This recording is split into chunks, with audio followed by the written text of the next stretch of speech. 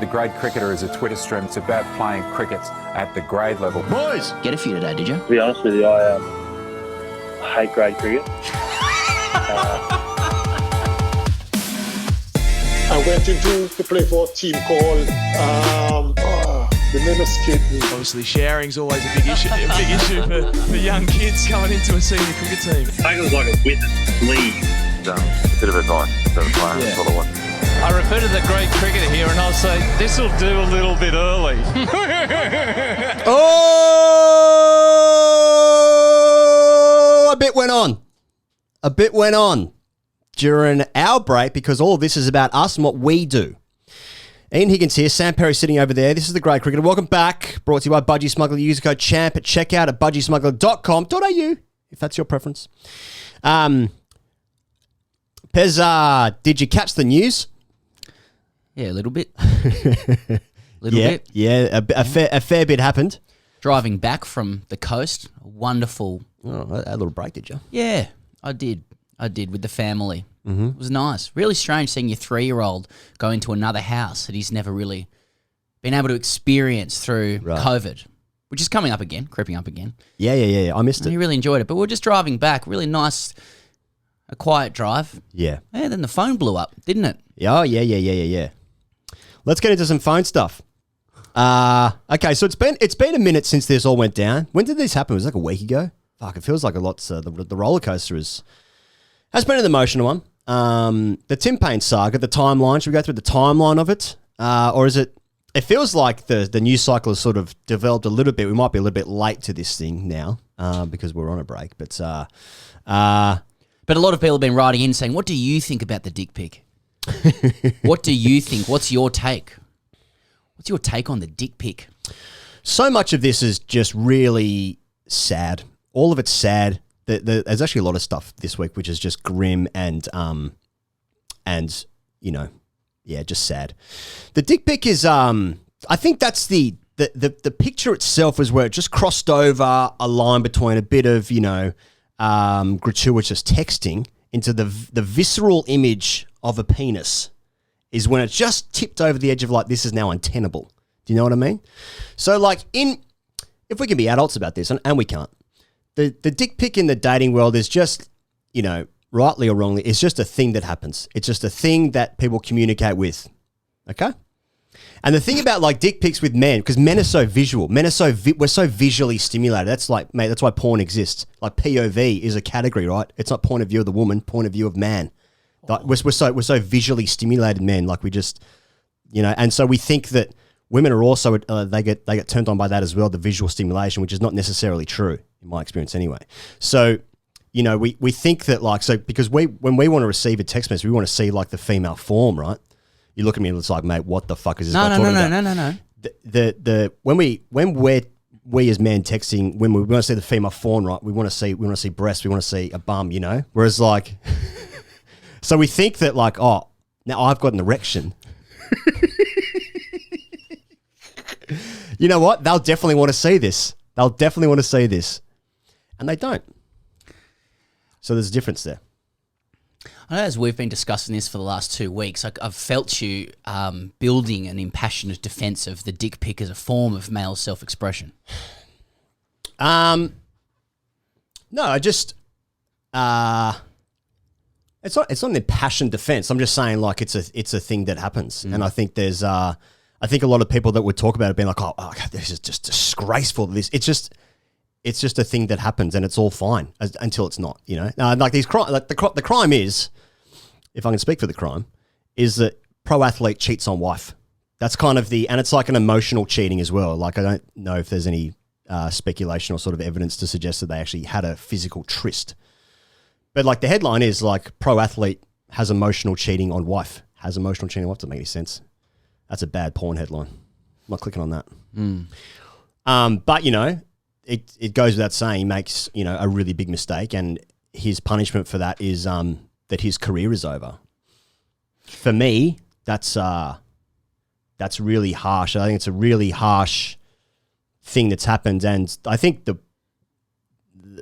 know, I feel the most sorry for Bonnie Paine. That must be absolutely heartbreaking. And like what their family must be going through at the moment is not funny. So there's no comedy in that. But yeah, and then he has to step away from the game. You know, Hobart's a small place, and just imagine like trying to walk down the street for them. You know, it's just I feel really sorry for everyone involved in that, including the person who you know, the Cricket Tassie staffer who's obviously going through her own stuff. So, you know, it's all shit. But you know, for a guy to lose his a huge part of his life over that is yeah, that's some heavy stuff. You know, You're a punishment doesn't fit the crime guy at the moment. Yeah. You know, it's like my sense with this thing is that it's just almost it's almost unhelpful to speculate about the detail to unravel the case, because what's for sure is we know about 5% of it in public. Right. And like, you know, much like Kevin Costner playing Jim Garrison in Oliver Stone's JFK, of course, which actually is the anniversary of JFK's assassination last week. Yeah, that's right. Yeah, He might have missed that. 1963. Who is Jack Ruby? Who is Willie O'Keefe, etc. Yeah, in all of this, yeah. There's a lot of opaque. Who's the book depository? Exactly. A lot of opaque interests and detail and legality swirling around it. Yeah. And possibly more helpful just to zoom out and look at some of the more macro things, which is what a lot of people are doing around culture, around blokes. Mm-hmm. I don't know if you can take a picture of your cock and send it to a staffer that you work with and sort of think, should be okay. There are layers deluxe. And like no party, including administrations, have covered themselves in glory throughout all of it. Yeah. And to that end, each party, you could make a claim, is worthy of skepticism in their presentation through various acts or omissions. And so you end up just getting, and this is how I felt about it when it was happening. It's just, it's as you said, it's grim, it's depressing, it's sordid, and you're never really going to get to the bottom of it, you know, of what's happened and everything that it means. And you're right. You start with Bonnie Paine and Tim Paine's friends and family and the woman at the centre of a scandal as well. And, like, you know, mature adults can take a breath before moralising and judging sexual matters between adults. And you wince at the insane idea that it's all public and the outsized embarrassment because of the bizarreness of celebrity and whatever. But because you sometimes with this particular thing, you stop and you go, fuck, why am I even reading about this? Exactly. That's what I thought about a lot of this. I was like, why did I have to read that? I don't have to do anything, but like, but I must read, you know, consume all things. Yeah. Why do I have any right to read the thing, you know? And then there's other elements of, like, you know, there being strategy about when to release this because, you know, bigger series, more publicity. It's this idea, this confected idea of celebrity, more people be engaged in the cricket season, therefore it'll mean more, there might be more monetary value to it. All these like little micro and macro elements.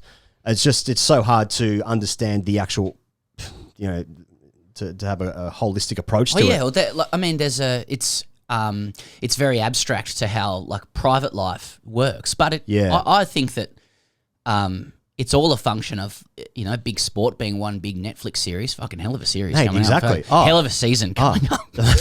But, you know, best one yet. Heroes are written and like, adoration and glory are attained, as it was for Tim Paine. Tim Paine was written and cast as the turnaround guy with the collar just so and the skin and wasn't true. Yeah. And the inverse becomes true as well. You know, these guys do attain a lot of advantage through the bizarre confection of celebrity and our connection to their narrative and their character. Right. You know, they hit balls and catch balls and stuff, and we buy into it. Hey, someone fucking smash it. Absolutely. Fucking bat speed, levers. Some of the cleanest balls I've ever seen. The characters are built in our hearts and minds to the point where we know them, and then that, you know, it's bigger they are, harder they fall, like tackling Mal Meninga. And like even Paine, like he accepted this narrative, but amazing to think that he knew this was all sitting there underneath. But he accepted the narrative. He was able to build a brand off the back of this. There's a lot of guys who've come before him who have been rehabilitated from these situations and go on to careers. He may well do that.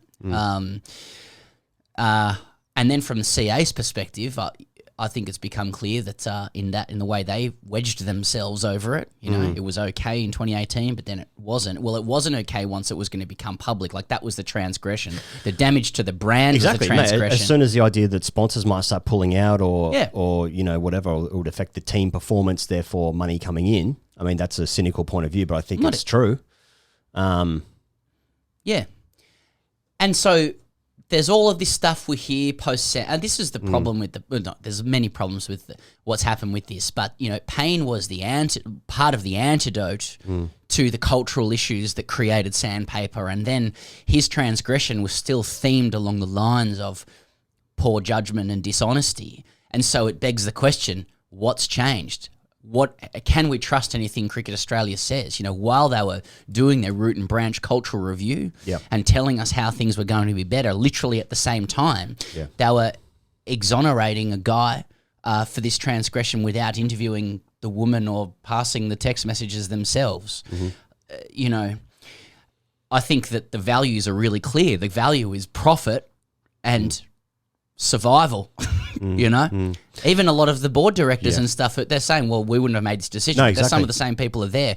I mean, but also he hasn't been fired. He stepped down, and he is, he still hasn't been punished by the same people who said that things would be different if we were in charge now. Which some of them were. He would have been pushed. And so I think that it's a sad state of affairs.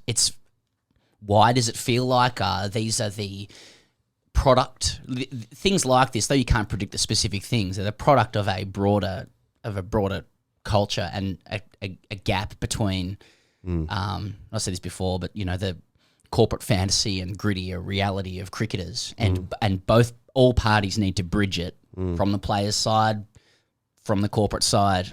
I feel like the settings remain in place for further scandal. While and Pat Cummins is a great brick being laid. He's a good person. I don't think we've announced we're chatting with him today, but he's just one brick. There's many more to go. How many conversations are happening about this off air about what the truth of how blokes carry on in cricket? In ways that are often consensual and fine. It's like as far, I mean, because we're talking about the scandal has a sexual nature. God, there's fucking some side mouth out there, which is the truth. Which is the truth. Yeah, I mean, that's why it's so hard to land on like the binary answer that we want is like there's no binary this woman answer. is evil or Tim Paine is evil. Nah. Or there's it's all just it's complex. It's complex. And I was one abiding thing stood out to me is I've heard a lot of people and like very esteemed people make the comment in relation to this issue that it just goes to show that you can't cover up things like this. You can't sweep these things under the carpet because they will come out. Well, I reckon heaps of things get swept under the carpet. I think it's clearly a reasonable or rational approach to sweep things under the carpet. Otherwise, it wouldn't continue to happen.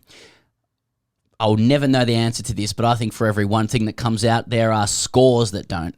Isn't this isn't the chat at the moment that it was a disgruntled CA staffer that's releases information and not the woman? The Channel 9 papers have made the point a number of times that that the view at the moment is that it hasn't come from the woman. I don't know who. I don't know. Yeah.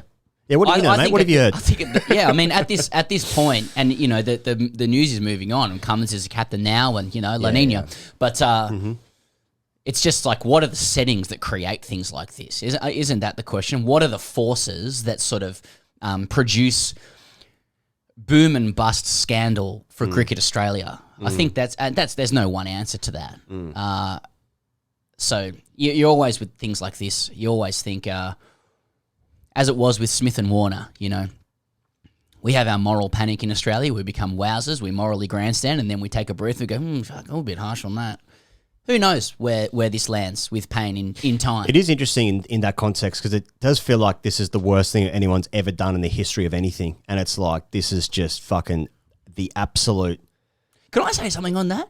Where are you hearing that? Because I mean, that's not a splash headline. No, it's a feeling in terms of wall to wall coverage be the way of that like it's written, the fall of the captain. You know, it's like Yeah. it's that Netflix storyline. Yeah. You know, sort of roll-on narrative that we keep seeing every summer that comes around. You know, it's just there's no splash headline, just like disgrace. You know, exclamation mark. Nice Helvetica. Helvetica, yeah. Italicized. I used to call it Arial font, but then I heard someone say Arial once. So fuck, that flipped me out. Ariel. Yeah, The mermaid wasn't called Ariel. that's what I said. Let me tell you. Calibri, you know. Calibri. Yeah, see? Ah. What do we say? You know, I'm I don't know the answer. More to of a these wingdings things. guy myself. Yeah, well, as you know. I've heard you say that before. Amazing how that comes up. You know, you can't ever deign to think you can take the pulse of a nation. You know, in fact, we're all so atomized and siloed with the media that we consume. Yeah. You never know, but like, I haven't run into any. I don't have a wide circle of friends. I don't have any friends at all. Actually, but it's a separate issue. Quite a small. You have 2 kids, and you know, generally quite an abrasive character. And Yeah. But sort of rub people up the wrong way. think about myself. Yeah. But haven't really run into anybody yet who is, you know, flawed by the extent to which Tim Paine's let them down, you know. But I feel like I want to say it ain't that bad, but then it's like, oh, not that bad, is it, mate? That's misogynistic. You know, it's like it did a really dumb wrong. He did the wrong thing, you know, and like I suppose it just comes back to the idea of what the punishment should be or whatever. Maybe his punishment is befitting, you know, like for that role. For the role, exactly. Yeah, exactly. They still need to keep cleaning things up. People have higher expectations of the Australian cricket captain than they do another. You know, if you're an office worker or if you work a trade or if you fucking, you know, there's a lot of people in jobs. If they sent a picture of their cock to a coworker, would be gone. Yeah. Yes, there would be. Yeah, that's correct. You said that so aggressively. Yeah, I feel like the sort of waiver now is like because now there's still that coverage coming through of like what's PAINE having for breakfast this morning, and now is it? And now the commentary sort of like just give the bloke a break, you know, he's been through, and you know, so that you sort of get that sympathy now a little bit, like, but it's all just the roller coaster. The test match will start, we'll have a hit at the Gabba, we'll forget about it, you know, Kerry will do some shit or whatever. I don't know. It's as I said at the beginning, the overall feeling for it is it's fucking grim. It's sad. Well, man, I think we actually solved that. I reckon so. Then. I reckon so. So that's good. Hey, Pat Cummins is the new captain. He's the 47th Test captain. I know you like to count those numbers. He's the 47th, is he? Yeah. Hey, you know have they always announced captains like this? They do it in the like in the same chronology afforded or preferred for US presidents. The 46th US president Joseph R. Biden. He's now the 47th Test captain of Australia. Is that? I want to see some like white smoke come from Jollymont. I would have thought so. Yeah. That's doing well. Okay, that's just a bushfire joke. Well, no bushfires this summer, but no, Cummins. That's good. Excellent appointment. He's the best leader across the board.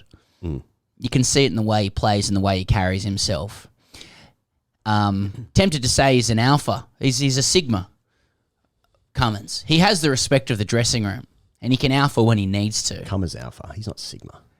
Oh, it's next level for me. How do you define sigma? This is important. Sigma to me is a rare unit. Really? They're rare.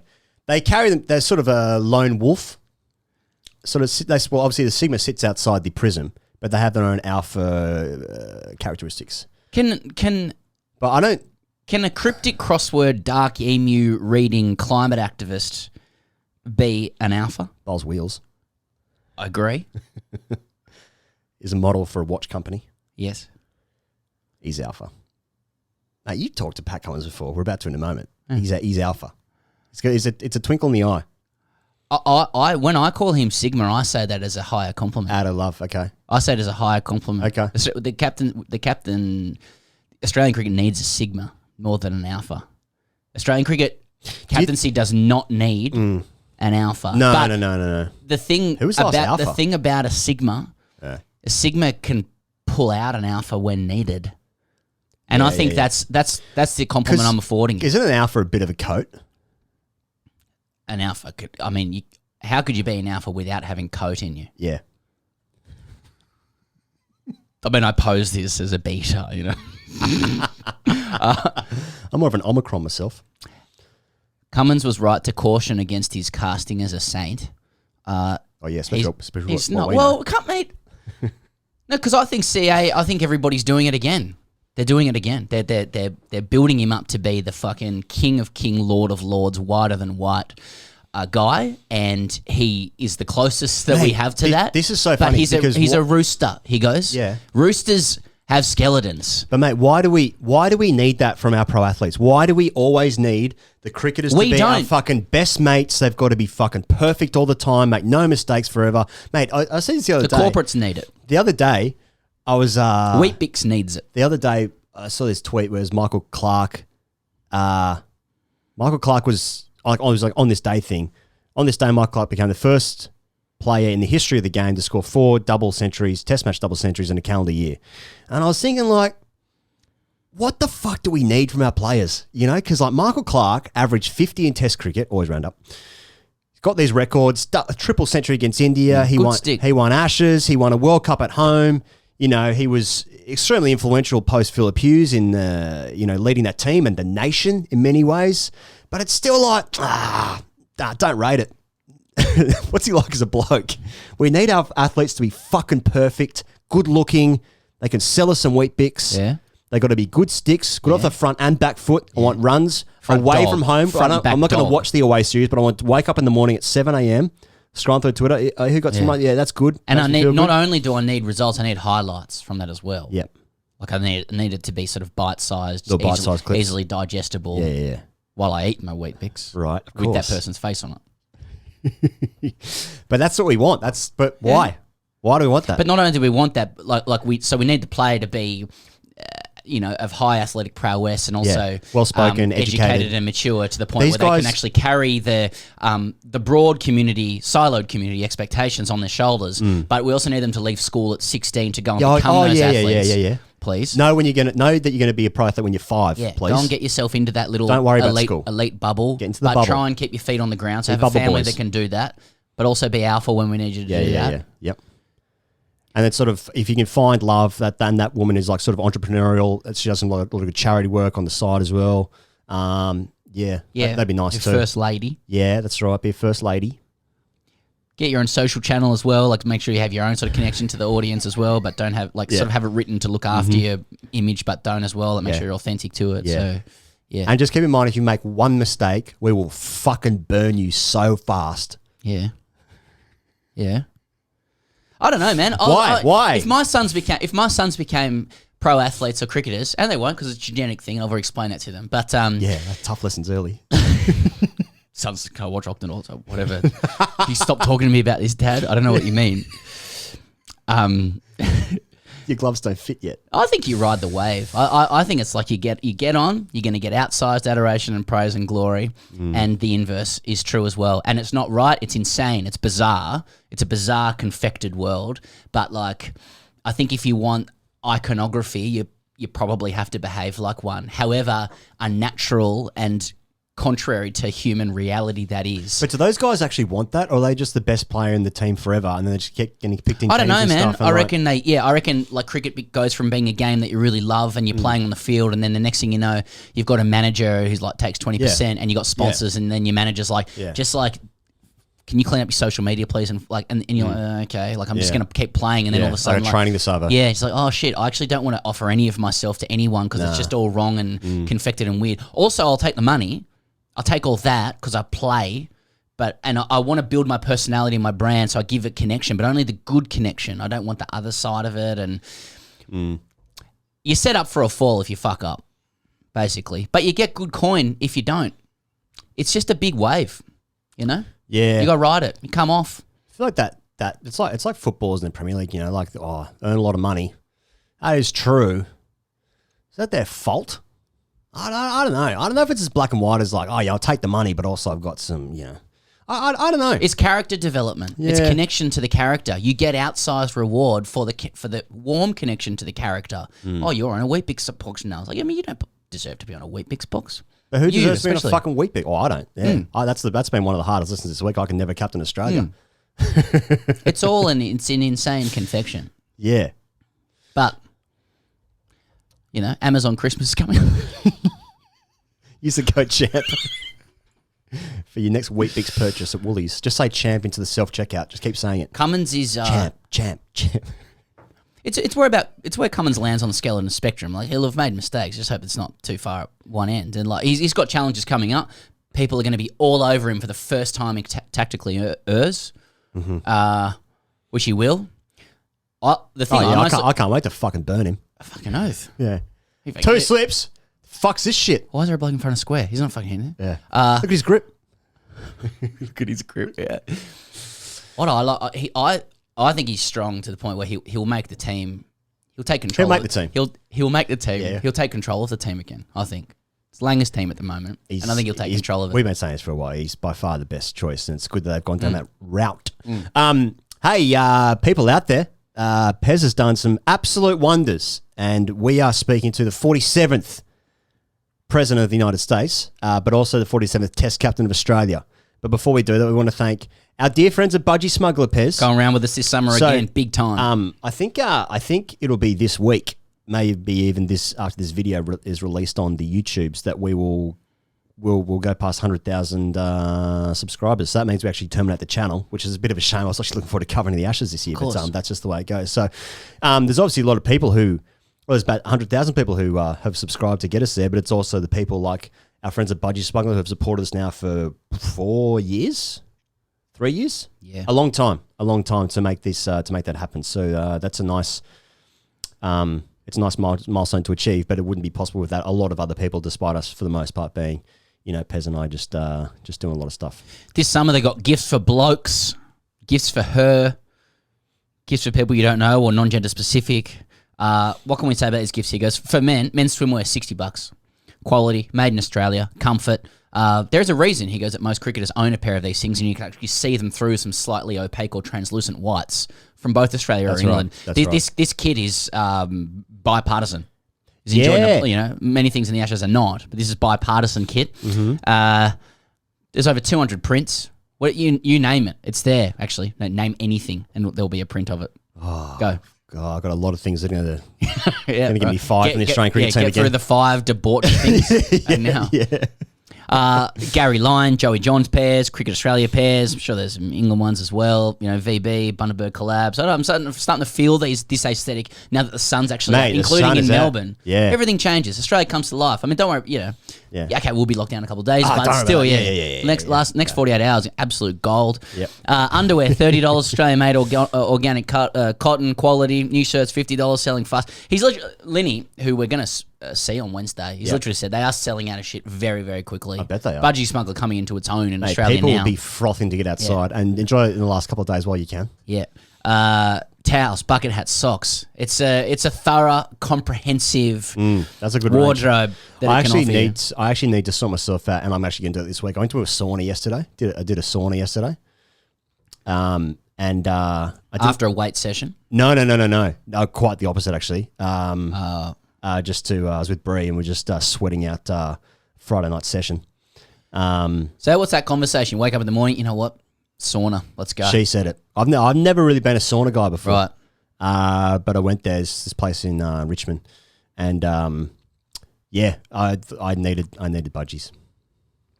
I was appointed that. What'd you do instead? Underwear. Wear your undies. Yep. What type of underwear? French cut lace number. Yeah, as I thought, as I suspected. Yep. As is my want. BudgieSmuggler.com. He goes, the interview's brought to you by T20 Stars, our great friend Shane Watson. He's giving you kit that you can afford.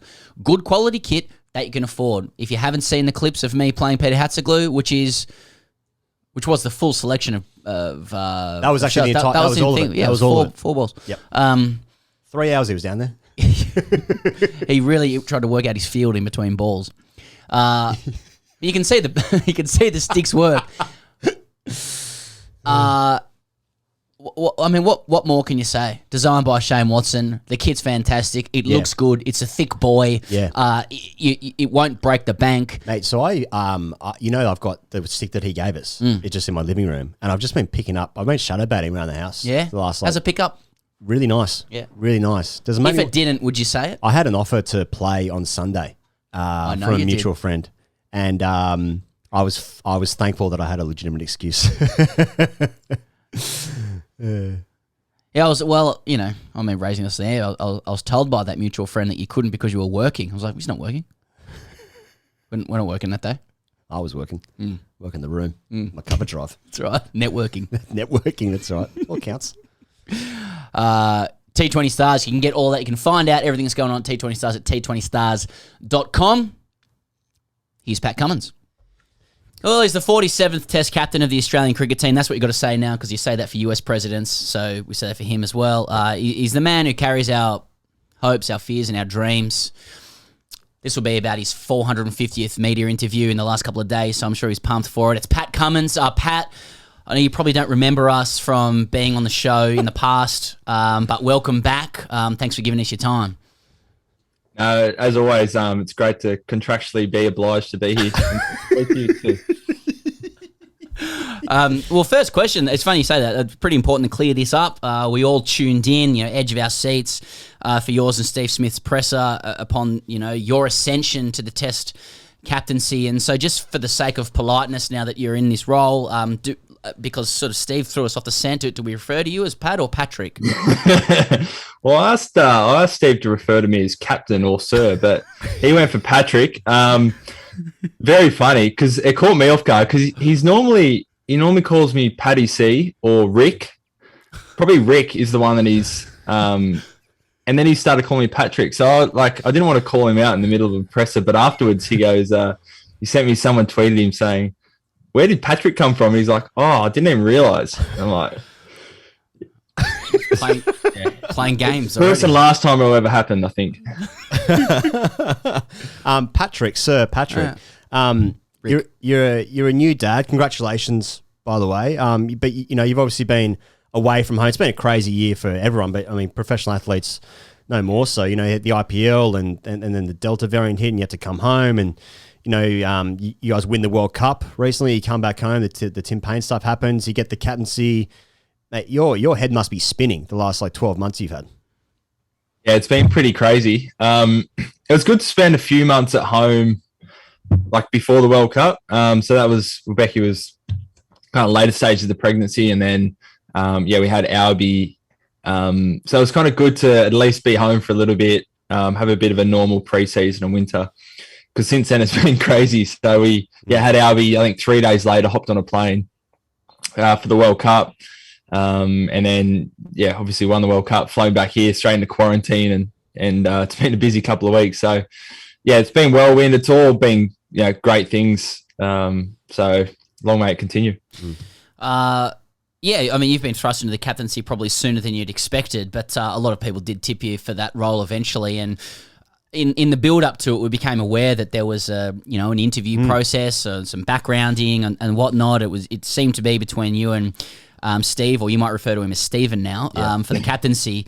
I just kind of want to know, the tactics you took in to win that interview. So, how did you structure your PowerPoint presentation? What did you wear? When you were considering what to wear, what did you think about? And I noticed you also said, look, you went in with a joint ticket. So you said, look, I'd like Steve to be my vice captain. I think that's a very good kind of approach to take as well. Can you just run us through your mindset to win that interview? Yeah, I wore my World Cup medal. That was the first thing I put on. Steve had one as well, but I thought he wouldn't be brave enough to wear that. No, nothing too flashy. I hadn't done a PowerPoint since about I was trying to think about year 11. I mean, I went to uni, but I was never the one doing the PowerPoint. The group work, that's for the other people in the group, exactly, right? Yeah, exactly. Yeah. So I opened up PowerPoint, put a bit of a PowerPoint together. But no real tactics. Just a lot of the things that I'd been thinking about over the last few years, consolidated it down. So a bit about me, a bit about how I, like to see the team environment and what I can bring to the role. But nothing too exciting. didn't try to knife Smithy at all. I played a game against your brother once at Cook Park when he was captain. This is in twos, and his tactic was just to bump blokes, and it worked, to be fair. I mean, how many guys have you spoken to last week that have told you how to set a field? Well, he texted me as well. His advice was how good.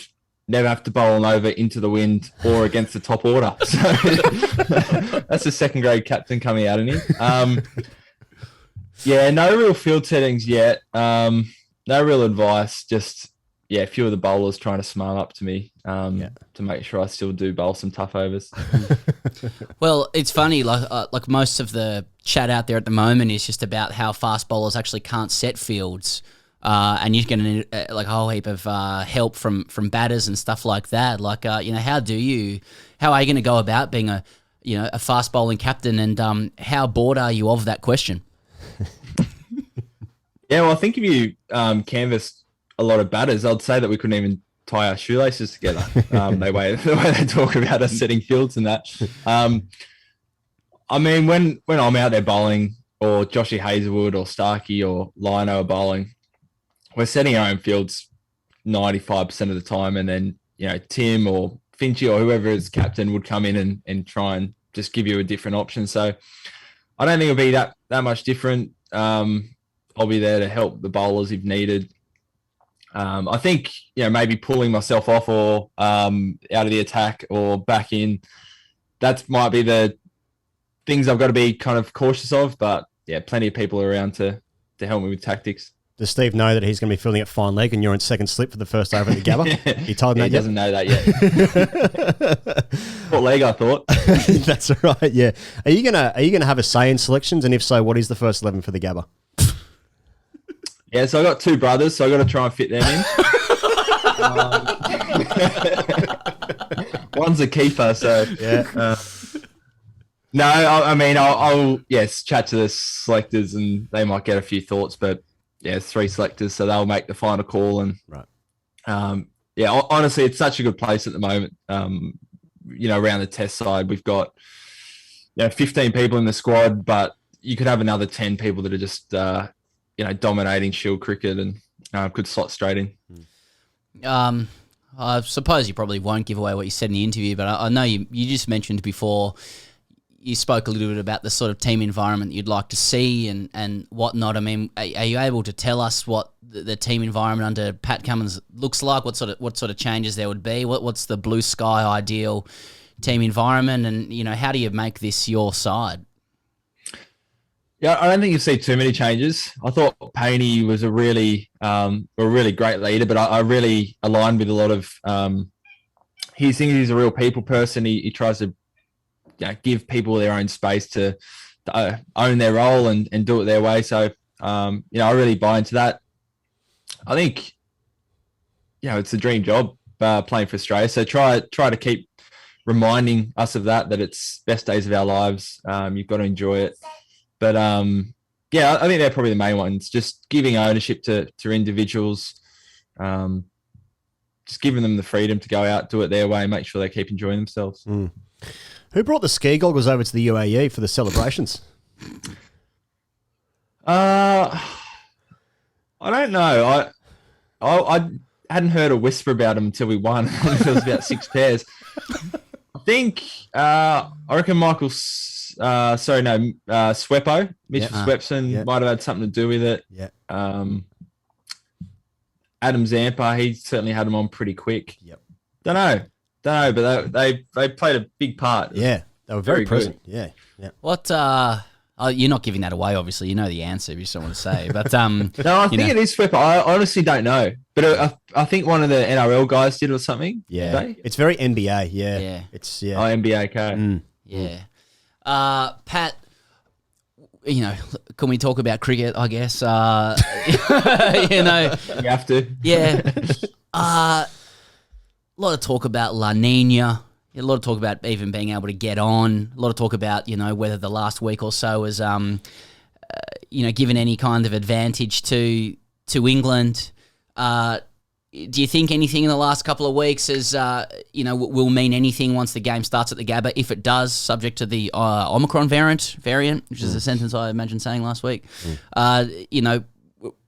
Thoughts on La Nina? Not a huge fan. It's not my favourite weather system. What's your favourite? If it is a weather system.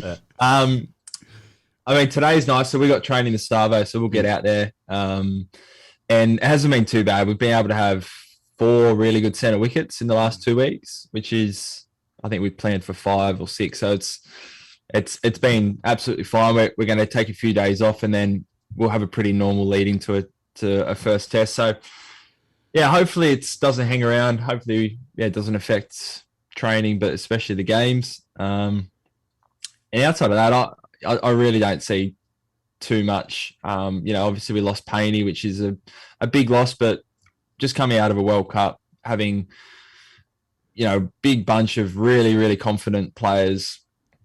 Everyone's buzzing. Everyone's excited. It feels like the start of summer.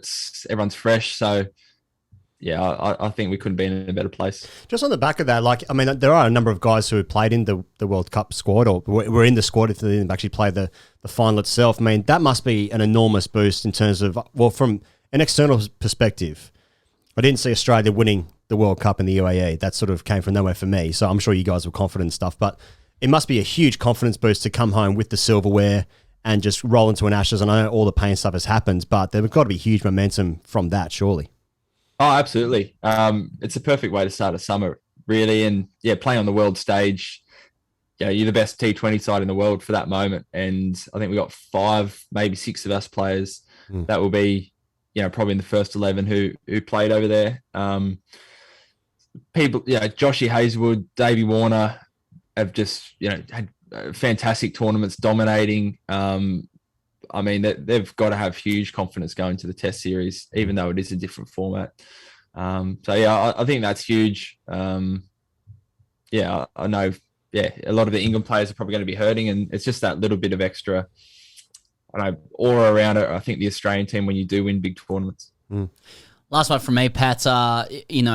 In light of what's happened the last couple of weeks, there must be a part of you that's like, God, there's such pressure to, I suppose, behave like an icon, knowing that you can just get absolutely burnt if mistakes are dredged up and stuff like that. What kind of pressure do you feel to be perfect? Yeah, there is a bit of extra pressure for sure. I think with the PAINE thing as well, I think what hit home was a lot of the mistakes he made was before he was captain, which I don't think is totally fair. If we're going to hold people to account, absolutely, we've got responsibility, and we're under huge scrutiny here, especially as captain. But I think you do have to, give people space to grow, to learn, to make mistakes, get better from it. I think it's a pretty big ask of anyone to never make a mistake in their life, and if they have, and you can draw up anything from the past, that you're judging them and the person they were 10 years ago as opposed to what they are now. Pat Cummins, thanks so much, mate. Wishing you all the best for the summer ahead. Thanks for giving us your time, even though you're sort of 47th Test captain. I know it was a contractual obligation. I don't know who it's between, but there is one. Obviously, it's a legal thing. So, mate, really appreciate it. Hope it goes really well. Thanks, boys. Chat soon. And thank you very much to our dear friend, Pat Cummins. How many times has Pat been on the show now? I want to say 3, maybe 4. He did that presentation night with us as well. That's true. Maybe 5 times. He did the red carpet as well, the blue carpet with the Amazon thing. We've done a little bit of stuff. Okay, yeah. So he'd be in the category of best friends. We'll ask him. We'll just ask him next time. Because we've already obviously spoken, and we went really well. Okay, let's talk about the Ashes if it is going to go ahead, Pez. The first test is in Brisbane, which starts in Wednesday week, December 8th. I'm not sure about my Wednesday starts for a test match. Aren't you? I'm not sure about it. The Australian summer where because all these test matches are on different days of the week, and then it gets into the Christmas, New Year period where everyone loses track of the days. But I feel like during COVID anyway in my life, I don't know what fucking date it is anyway. Anyway. So why does it matter? That's a good point. Okay, so selection questions for Australia. Who bats fives? Who's the keeper? That's basically it, right? Yeah. Stark versus Jai Richardson as well. Yeah, I think Jai Richardson will play a game this summer. I think they'll start with Stark. I suspect. Is Tim Paine definitely won't play? Yeah, he's walked away indefinitely. I know, indefinitely. Yeah. But I mean, as an example, Stokes. Oh. Stokes wasn't going to play. He came back next. I'm back. Yeah, I'm available. Mate, this is the fucking best TV show I've ever seen, and I'm captain again. It's fucking Paul Robinson. Who bats five? It's Head and Kawaja. Who do I want, or who do you think let's talk about both. Look, I think the ideal scenario is that it is Travis Head. I think they want it to be Travis Head. I think there's a few selections they could make that actually start to look like a side that could be together for 3 to 5 years. They want that 28-year-old guy who averages 40 to take the next step in his career, finishing that first phase of his career where he struggled, and now it's time to cash in as he hits his peak. Yep. That's the upside for Travis Head. Mm-hmm. He's got better. He's got some good shield form. Though playing at Karen Rolton Oval probably counts against him. But he can't play against his own state. He can't play against his own state, of course, as we've called out. So he's the ideal pick if it works. Yeah. I think from a pragmatic perspective, let's say Head and Kawaja were 50-50. And Head is a guy where, like, when you do watch him play, like, is he at the level? Is he a very good first-class player and he's not quite at the level yet or whatever? Or is he young and he averages 40, although sometimes like Sri Lanka or whatever, and he's going to kick on.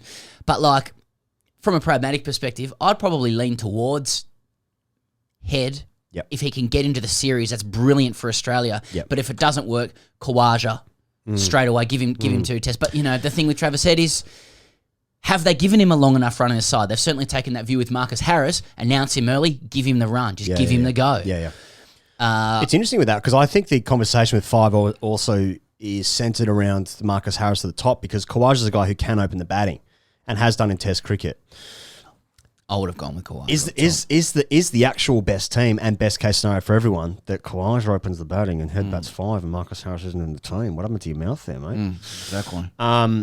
But Marcus Harris is also a young guy and he's scored heaps of runs in Shield for the last couple of years, so he's also a guy. But he's played 10 tests and the average is 23, something like that. I tell you what, Harris hasn't had, and we've said this before. He hasn't had the cash in summer at home. Every time they bring him in, it's against England away I think or it was India. a huge mistake last year to keep Joe Burns in the team as long as they did, and then throw Marcus Harris in for the end of that series to basically come and save it. And he was batting with Warner at the Gabba. Don't forget Burns was too big to fail, though. He was too big to fail. I forget that sometimes. Yeah. Yeah, it's a cultural thing. He got that 50 not out in the oh my God. Adelaide, remember? Yeah, fucking hell. That's a long time ago, isn't it? That's a long time ago. Like I want to see, but the thing is, I say all those things, but then if you show me an Australian lineup and you Kawaja's in there, I'm happy and I feel good and my loins are good. Yep. I feel safe and I want him to score bulk hundreds. You just go pound for pound, gun to your mum's head. Fuck. Yeah. Have I got here again? That's right. Yeah. Once again. I need to stop gambling. Who's going to score the hundreds for Australia? I'd be like, I'm backing Usman. Usman seems in a good place. It's just the way he's captaining Queensland. His YouTube's going well. His YouTube channel's going well. He's putting other people first. He seems in a good place in his life. He's a good guy. Yeah. So I'm actually happy with Eva. Is it Eva? Eva. Who's Eva? Eva Mendes? Eva Mendes is in the team. Fuck. What about you? The bolter. What about you? I think it's not clear, is it? I want Travis Head to work because I'm also like a national select. I want it to work because there's your 5 now and there's probably your 4 for the next couple of years. Then Marnus will stay 3. Smith is but you got 3, 4, 5. That works. That's good. Then you got longevity there for the next probably 5 years. But every time I watch it, I'm like, I don't know, I don't know if it's like.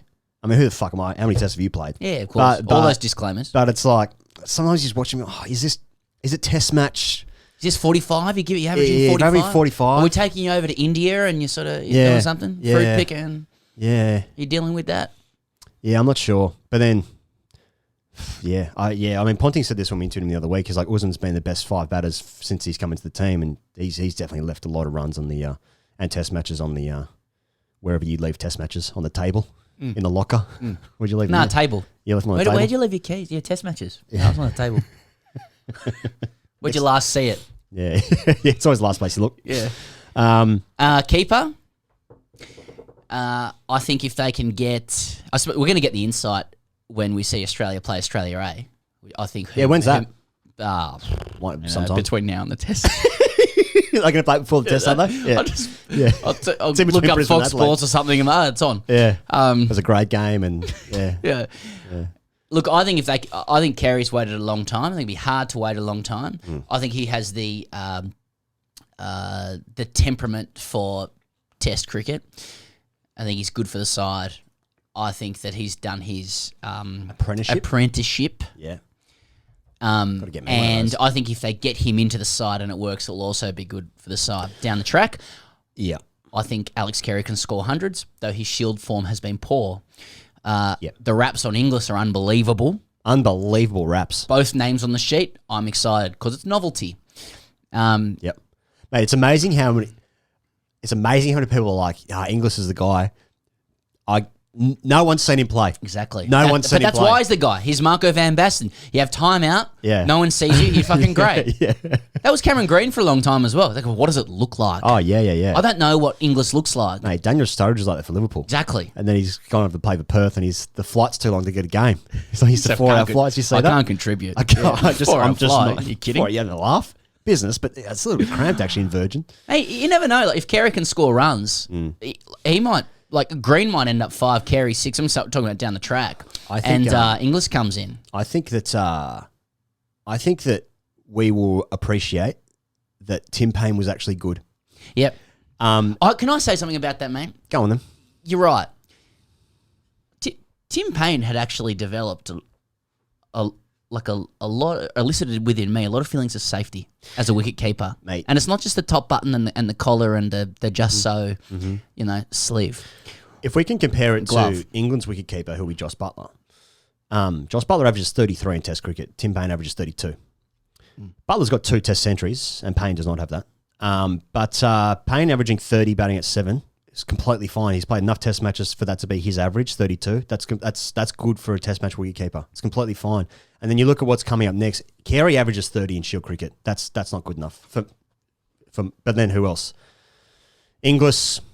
I've only seen him play in the 100. That's the first time I've ever seen him play, and it was just highlights. So but he looks McCullum-like. He looks really good, but I've never seen him play longer form stuff. I've seen his record. It's okay. Wade averages 40. You've never seen it play. Never seen it play. Sorry, I gendered him. Silly. First mistake. And won't be the last.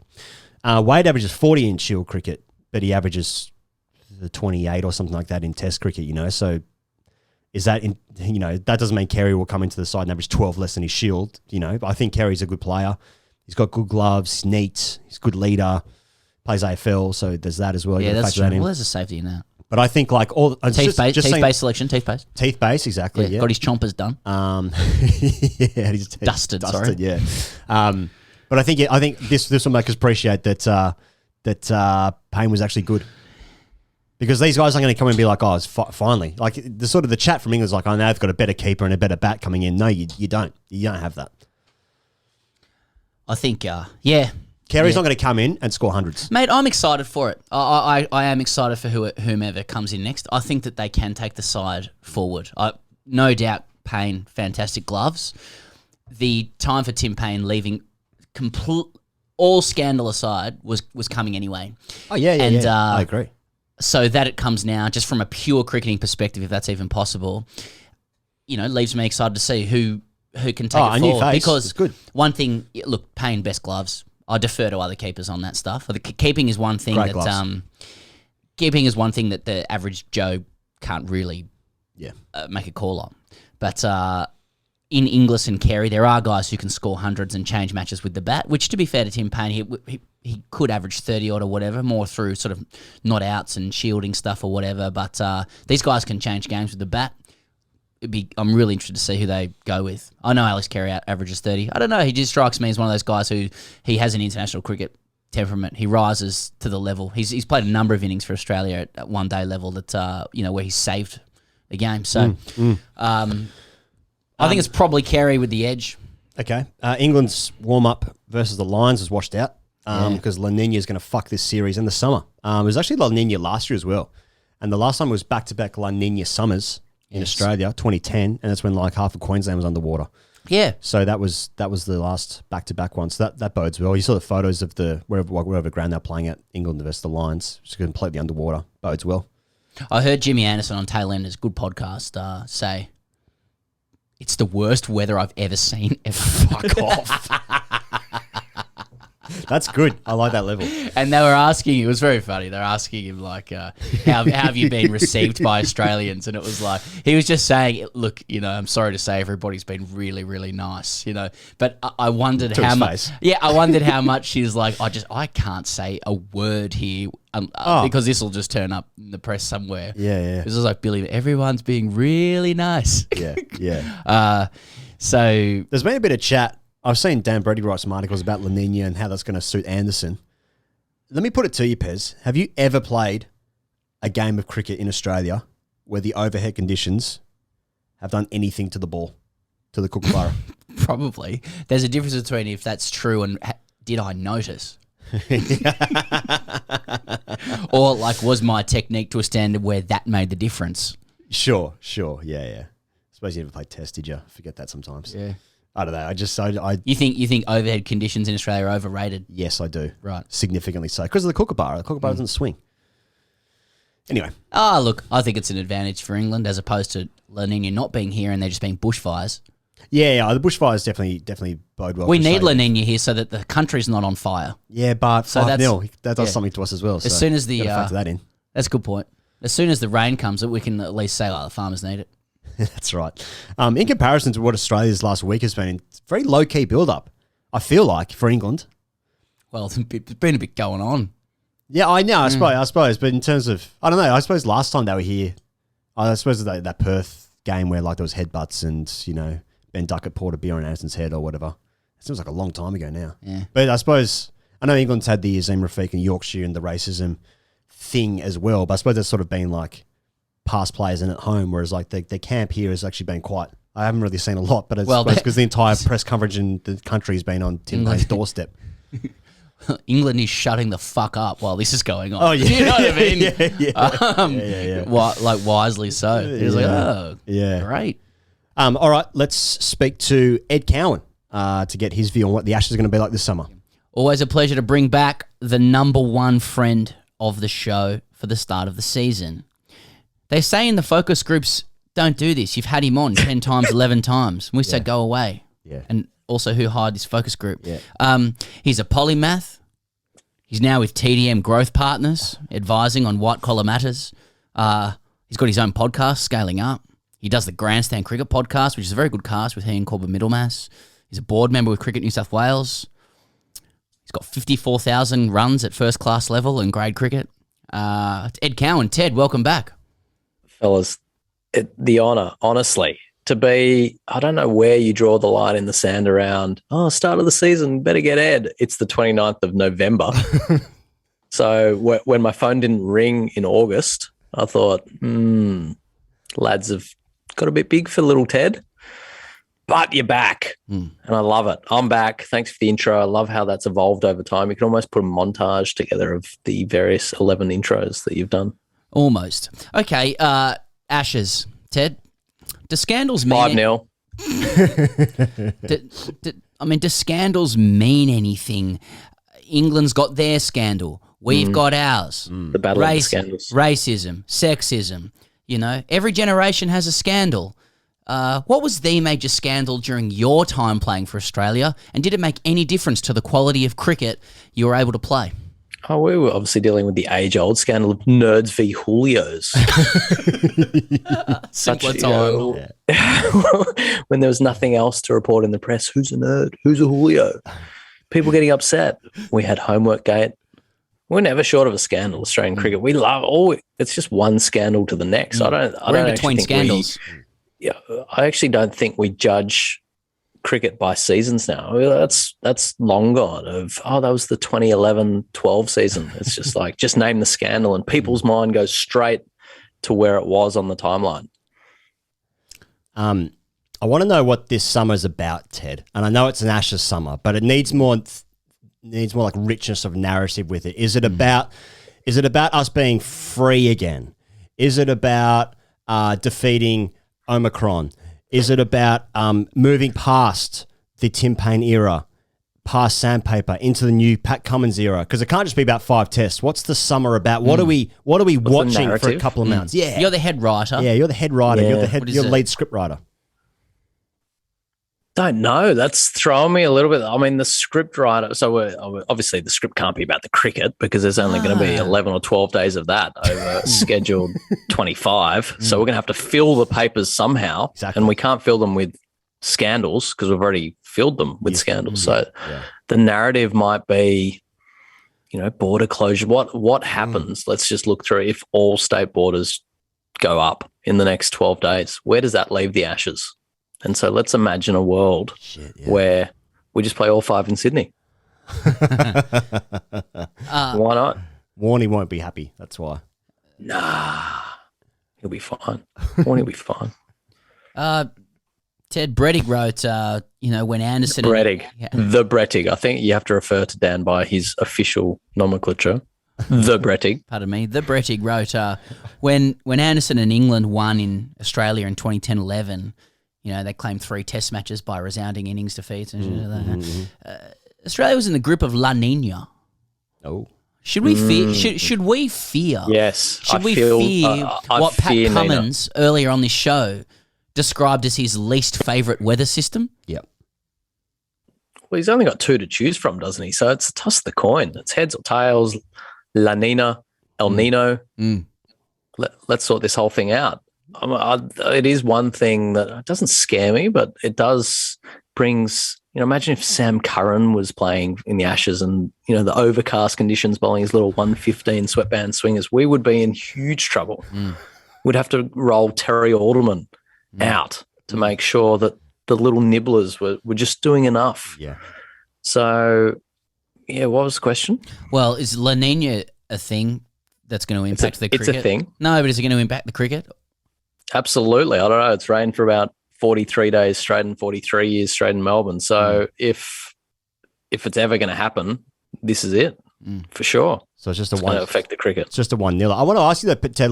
You played a lot of first-class cricket. I recall. I looked up the stats earlier. You played a couple of games. Yeah, a few. And how much did the Kookaburra ever swing just because it was cloudy? It ain't Leeds we're playing in. You'd be surprised. It actually depends. So this is one of the big mysteries of the world. People always say, look up, not down. Yeah. But in actual fact, for the Kookaburra to swing, it's about moisture in the wicket. And if there's moisture in the wicket and coming out of the ground, it swings more than overhead conditions. It's not, you're right. Great call. Higgins, you must have played some cricket with the Duke back in the day. Yeah, 4 seasons in a row playing for Westbridge first 11 pub team. You obviously know your stuff. We were strong, that pub team, to be fair. Yeah. we had some good players. But in all seriousness, when there's moisture in the wicket and the surrounding outfield and the ball stays newer for longer with the outfield, or there's some moisture coming through the wicket, then the Kookaburra does swing. But if it's a rock hard wicket, no moisture in the wicket and overhead conditions, people think it's going to swing, but it tends not to. All right, a couple of selection things, Ted. One close to home. This is my favourite topic. Close to home. Marcus Harris, opening bat, left-handed. Harry, your mate George Bailey picked him. Do you agree with George? Yeah, I think in this instance, that without any real competition, I think he, as the incumbent, gets first crack for sure. Carey or Inglis, and I'm why? a Carey man. I would say both would do a great job. I'm Josh Inglis fan. The thing that gets what you're kind of getting with Alex Carey, he's played international cricket before. The big thing for me is his keeping to spin bowling. And we all saw what happened with the Matthew Wade experiment when he was the test keeper and Nathan Lyon was bowling. I think it probably cost, 20 or 30 runs a wicket for Nathan Lyon. So got a catchphrase though. So there's value in that. And there's branding value in that as well. You can sell stuff with that. Brand. That's a good call. Didn't even think about that. Sorry to talk cricket. Inglis hasn't, grew up, well, apart from growing up in England, but he's played most of his cricket in Australia on, either the Wacker or Optus Stadium, and so hasn't done a heap of keeping to the spinners. And so I'd say that plays to Alex Carey, good leader. That's where I'm leaning. Head Khawaja. Easy? Oh, yeah, he makes it look easy, doesn't he? Yeah. I would love to see Travis Head have a great test career, and we will, but in the next 18 months, I think it's about picking your best team, get this test team back to where it belongs at number one. And that requires rightful position. First innings runs, scoring hard runs when the conditions aren't necessarily in your favour. And Travis Head is a fine batsman, but he's got some growing to do. Okay. Mitch Starc, Jai Richardson, is that a thing for you? That's a thing. Yeah. Love that you brought that up. I mean, Mitch Starc, fine bowler, but Richardson, excellent. Really? Excellent. So that I think over 5 tests, we'll probably see him play some test cricket for sure. Yes, who you're starting with, though, because, as you know, the first test provides all of the impetus and momentum and psychology and copy for newspapers and other media outlets, digital, traditional or otherwise. So Starc or Richardson to start, Ed? I think Starc as incumbent starts. I agree. Ted, what about England? I like the Ollie Pope narrative because he played for Campbelltown, then he got in the newspaper and he got a mention in Parliament, didn't he? Yeah, I like that narrative. He's my guy. Don't give me Root, don't give me Stokes stories, because those are the two players that will do well in the Ashes or can do. Is there anyone else that is going to do anything? Not that comes to the top of my mind. Can you just name a few of their other players for me? I've kind of lost track. Rory Burns. No. Darwood Milan. No. Zach Crawley. No. Johnny Bairstow. Maybe. Josh Butler. Unlikely. Stuart Broad. Maybe. You guys are mates, so can I ask, just on the question of Joe Root and Ben Stokes, but with Root, I mean, as we know, targeting the captain, Ed, is really important. Have to. You've got to target. You've got to try and get him out. That's what I mean. So as a player with test experience, how important is it to not just get the captain out, but to target them? Intimidate him, But how do you put a target on them? Yeah. You get Pat Cummins to bowl at him. Oh, yeah. Oh, they're targeting him. He doesn't like facing Pat Cummins, does he? Intimidate him. Do you think... Get up him. Get in that armpit. Under his armpit. Yeah, you got to get it through the chest, don't you? Yeah. Not just chest. No, chest is no good. It's got to be up. It's got to be higher than chest. It's got to be throat. If you're going to intimidate and you're going to target them, you've got to be throat balls. Okay. And when should we unleash the attack dog? Ball one. You're talking about Dave Warner. Don't know. I was just going to... whoever it may be. No, he's the Reverend now. There's no attack dog. Okay. He's a lap dog. Is this Australian Test team good enough to win 5-0, actually? Probably not. Sounds good, though. Doesn't every former Australian player, you get scrubbed from any kind of reunion ever unless an Ashes series comes around, and if you don't just say 5-0. Yeah. You have to say 5-0. So what's the score? 5-0. Yeah. It's not interesting if you say 3-1. No, it's un-Australian. Oh, we're going to smash them 3-1. Yeah. Un-Australian. Yeah. What does Pat Cummins have to do to kind of make this his team? Is that even a thing? I mean, a lot of chat about, say, in the last series, a couple of decisions and tactical manoeuvres perhaps coming from the coach or coaches. Do you think Cummins will stand for that kind of malarkey, or do you think he's going to be, no, this is my team, whatever that means? Yeah, I think he's probably going to be more. You got to look through the history of Tim Paine becoming captain, how that happened. The narrative around Langer's team, and he was just the on-field sort of character in that play. Pat Cummins will be his own person. Langer, we've seen perhaps his influence on the team is still incredibly strong, and so it should be as the coach, but in different spheres. It's not necessarily that all-consuming mode that that crept out over winter. So I think while that that imbalance was there previously, I think it's probably going to shift back to a more traditional captain mode, and I think Cummins is certainly going to take up the mantle of the leader both on and off the field for sure. Just in terms of Langer's influence, we're talking about like warm-ups and stuff now, like is it touch footy or is that what we're talking? Sharon stuff. Who wins the shit? What ball is going to be the major ball they use before the game? I think, I think his influence might run slightly deeper than that, but only momentarily. Just worth quite. Just thought I'd check. You got to shoot your shot. You know what I mean? Yeah. You never know. Oh yeah, I know that's his. Why would the head coach choose that? That's for one of the 9 assistants. Ed Cowan from TDM Growth Partners. Thanks so much. This time around, I feel we feel thoroughly prepared for the Ashes. I feel ready. Yeah. Hope to catch you through the summer in person to record some more stuff if ABC and TDM allow you. For you guys, anything, that. Voice is sounding good. All right, cheers, Ed. Thanks, folks.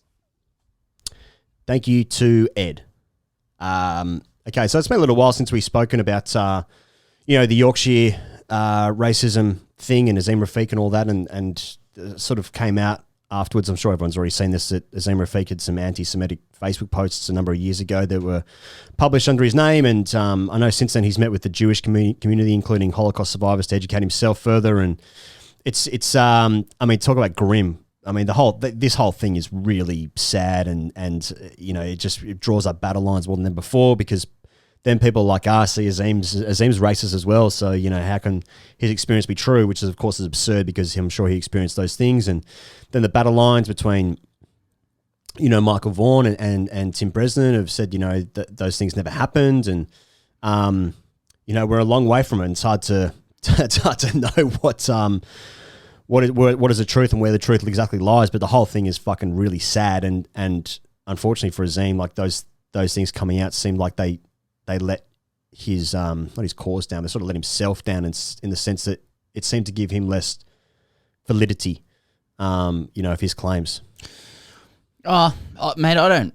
It seemed to. I didn't see it that way. Okay. He gave great evidence at the great evidence. He gave harrowing evidence at the DCMS Select Committee hearing a couple of weeks ago, and by all accounts was an excellent witness. Yeah. And gave excellent testimony, speaking to his experiences of racism at Yorkshire, and I think something like that would have taken a lot of courage to do. And then yes, there was further news down the track of anti-Semitic posts and comments that he'd made, which he apologised unreservedly for. None of it took away from in any way, in fact, advanced the idea that there was any less racism in Yorkshire. No. In fact, he was part of it. Yeah. Yeah. And that's the point, isn't it?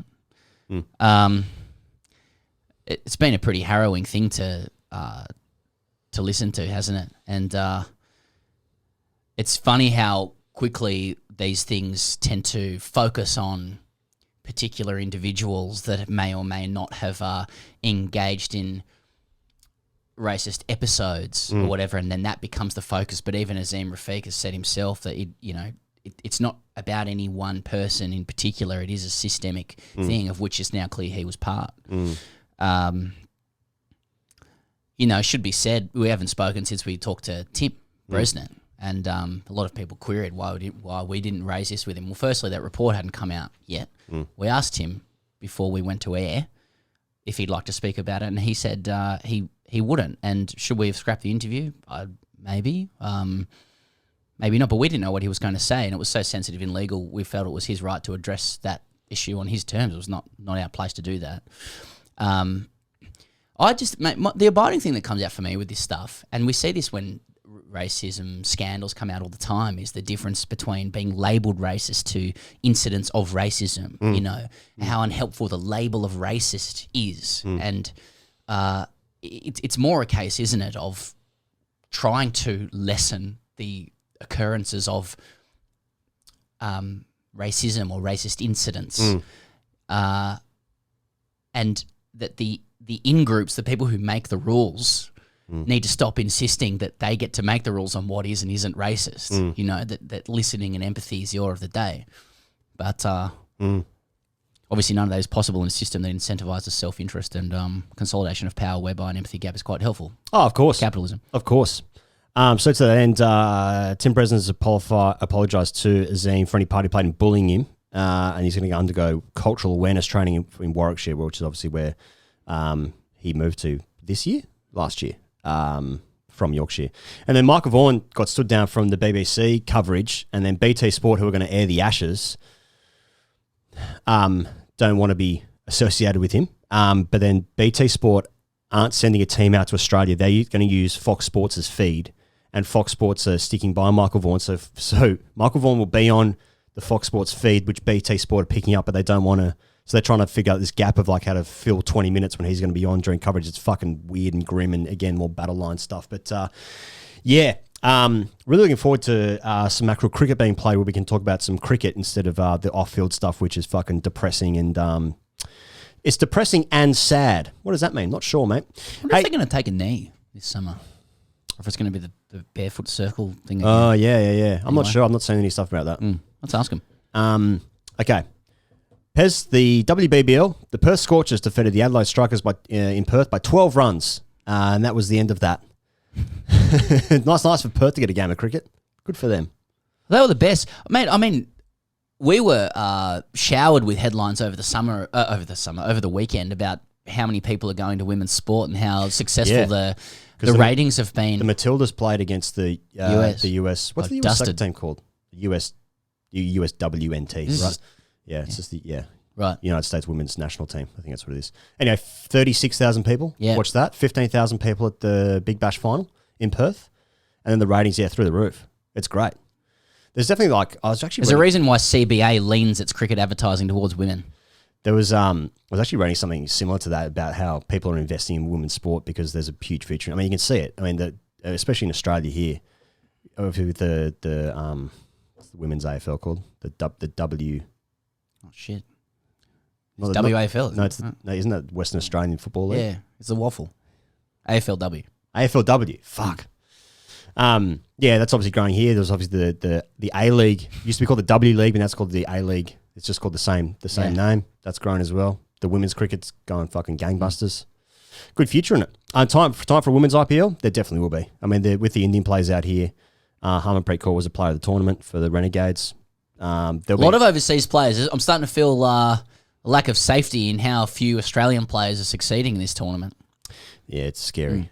Depressing. Do you want to talk about the Sheffield Shield, the Marsh Cup? Yeah, I do. And what I want to talk about is Jake Weatherold kicking the helmet, which I thought was a wonderful episode. Yeah. I'd like to think, and I've said this before, I'd like to think that the helmet was placed on the popping crease to annoy him to maximise the irritation afforded to him. Yeah. And then his response was disproportionate. Yeah, and I tweeted that, and someone wrote underneath, that's how sandpaper started. And, like a charity starts in the home and cheating starts kicking helmets. He kicked the fuck out of that helmet. It was a good strike, wasn't it? I mean, I think it was Kawaja happened to be walking next to him. Like if you watch that clip, I'd like to think there's a number of Queensland players who are hovering around waiting to see what Weatherall does, because that's what you do. Like, mate, that's some Marner shit right there. In any incident in cricket, whenever there's two people in conflict, there's always mid-on or mid-off or whatever, who's just walking closer to it just to hear what's going on. But they're not quite looking. They're at 45 degrees. Yeah. I thought that was what was going on there as well. Right. Mate, the Sheffield Shield is becoming best known for these kinds of incidents. Yep. James, like if you... the Pattinson thing with Marnus celebrating appeals, and all. Steve Smith last year. Exactly. Like, I bet if CA Digital or whomever was able to compile the view count of the highlights, up the top would just be all of the WWE stuff. All of the tawdry, all of the sordid stuff. Men behaving badly. Yeah. That's the name of the Sheffield Shield next year. Not bad. I'm for it, because single fixed camera. Yeah, it's not for me. That stuff. Not quite. Yeah. There's more cameras at great games now through Frogbox. That kind of shit. We got a question about that at the end of the show. The Big Bash starts on Sunday. The men's Big Bash, that is. Right. I know Chris Jordan's coming out here. It's going to be his fourth franchise for for the Big Bash. He's with the Sixers because Carlos Brathwaite's done his shoulder. He's having shoulder surgery, so he's replacing him. So Chris Jordan's at the Sixers. He's at the Sixers. Oh, that's good. He's one of the best players in the world, Jordan. Anyway, that starts on Jordan Sunday. was the best. Chris Jordan, the GOAT. Lame. Not to be used with Nathan Lyon. The Marsh Cup, I suppose Alex Carey scored 100 in a red shirt. Mate, Renshaw hit 150. You said it yesterday. Yeah. I was just watching him as he was creeping towards his 100. He was better than a run of ball and took a while to get his 100. And Lloyd Pope missed a caught ball. It was weird. Just completely missed it. But and then Renshaw hit like 50 off 20 balls, 19 balls. Right. Mate, absolutely he's smoking He's them. only 25. Renshaw? Yeah. I thought he was even younger than that. Yeah. Didn't he play for Australia in like the late 90s? Yes. Yeah. Field first slip straight away. That's right. Yeah. Couldn't run. Yeah. Weird gait. Yeah. Still has a bit of a weird gait. Yeah. It's 150. We're talking about his gait. What's the gait like? Yeah, How's the gait on Has it? he improved his gait? Has he improved his gait? Hell of a gait on it. Got to work on your gait. How's a gait on it? He's batting 5 now for Queensland. I like our Queensland. Queensland have a great thing going on in cricket at the moment. Mate, when you look at the Sheffield Shield teams, I'm talking about Marsh Cup, but look at the Sheffield teams, mate. You look at Western Australia, they've always got like a fucking... Because they'll one day secede and they'll be their own country. The Western Australian team is probably like the 3rd best test team in the world. Yeah. They're a good team. Never win anything. No. Yeah. But we can't get in. We can get in, we can't get out. Yeah. So they lock it up there. Renshaw's got to be part of it down the track. He's too good. He'll be part of it. That's 5. I love what Queensland's doing. They've got a good formula going on there. They sound like they'd be the most annoying coach to play against. But good luck to them. That's actually part of being a good side. Yeah, There's true. no cultural problems in Australian cricket. That's true. All right, very quickly. India and New Zealand is a test series that's going on. India won the toss and they had a stick. They got 345. Shreyas Iyer, 100 on debut. Friend of the show. New Zealand got 296. Axar Patel, another fifer. I tell you what, when Australia play him at the end of next year, it's going to be absolute fucking carnage. I can't. A lot of people might listen to this wouldn't have seen him bowl before. We only watched it because we saw him for the first time against England. It's fucking unplayable. Yeah. It's unbelievable. Unplayable over there. It's just left arm orthodox spin 30 bowls, but it's like it comes from so high and so wide, and the rag on it, the pace on it. You can't use your feet. You're pinned on the crease. Yeah, you're no good. Punts laughing behind the sticks. Yeah. It's unbelievable. People are fucking baying for blood. It's going to be carnage when we go over there. I think New Zealand have done well in this game. It's almost like they're a good. Are they good? New Zealand have really outdone themselves in this game. They're giving it a good go, aren't they? They're really playing like World Test champions. Plucky New Zealand. Oh, yes. So, Tim Southey, how many wickets has he got for this game? He got 5 in the first innings. Yeah. He got a couple more in the next. I need to look this up, actually. I checked it this morning. New Zealand need Do you know what's happening 200 odd to win or some shit. Oh, okay. Yep. With 1 wicket in their hands. And they'll probably do it. Our subscribers in India are very happy with this analysis, I'd imagine. Oh, yeah. Well, in terms of like games that couldn't be less... okay, India declared. That's interesting. Okay, I'm just learning about the game now. Like this game, this series started like 45 minutes after Australia lifted the trophy in the World Test, in the T20 World Cup, which now seems like that was in the late 90s. I know, poor Stoinis and Matt Wade and stuff. They had a moment in the sun. It's like, nah, see you later, boys. Has anyone seen Matt Wade since? The white ball stuff. They put the ski goggles on him. Who brought ski goggles to the UAE? That's what I want to know. We won the T20 World Cup in unlikely circumstances. Yeah, great. You got 72 hours. Move on to the next thing. Yeah, you've got a Shield game at Karen Rolton Oval. I don't know if I do, actually. I've got a side strain. Yeah. Got a side strain. Okay. All right. Well, we are now speaking to Greg Chappell. What a show. What a show to come back to. Fucking hell. Bit going on. Quick word for just the Omicron variant. Yeah, okay. He goes, yeah, so that's obviously... No, it's not the South African variant. You've got to be very careful about that these days. It was first detected in South Africa through the very fine work of South African scientists. They first detected it. It's actually in Australia now as well as a number of other countries. But South Africa is supposed to go to... India is supposed to go to South Africa. They're flying out on December 8 or 9, I believe it is.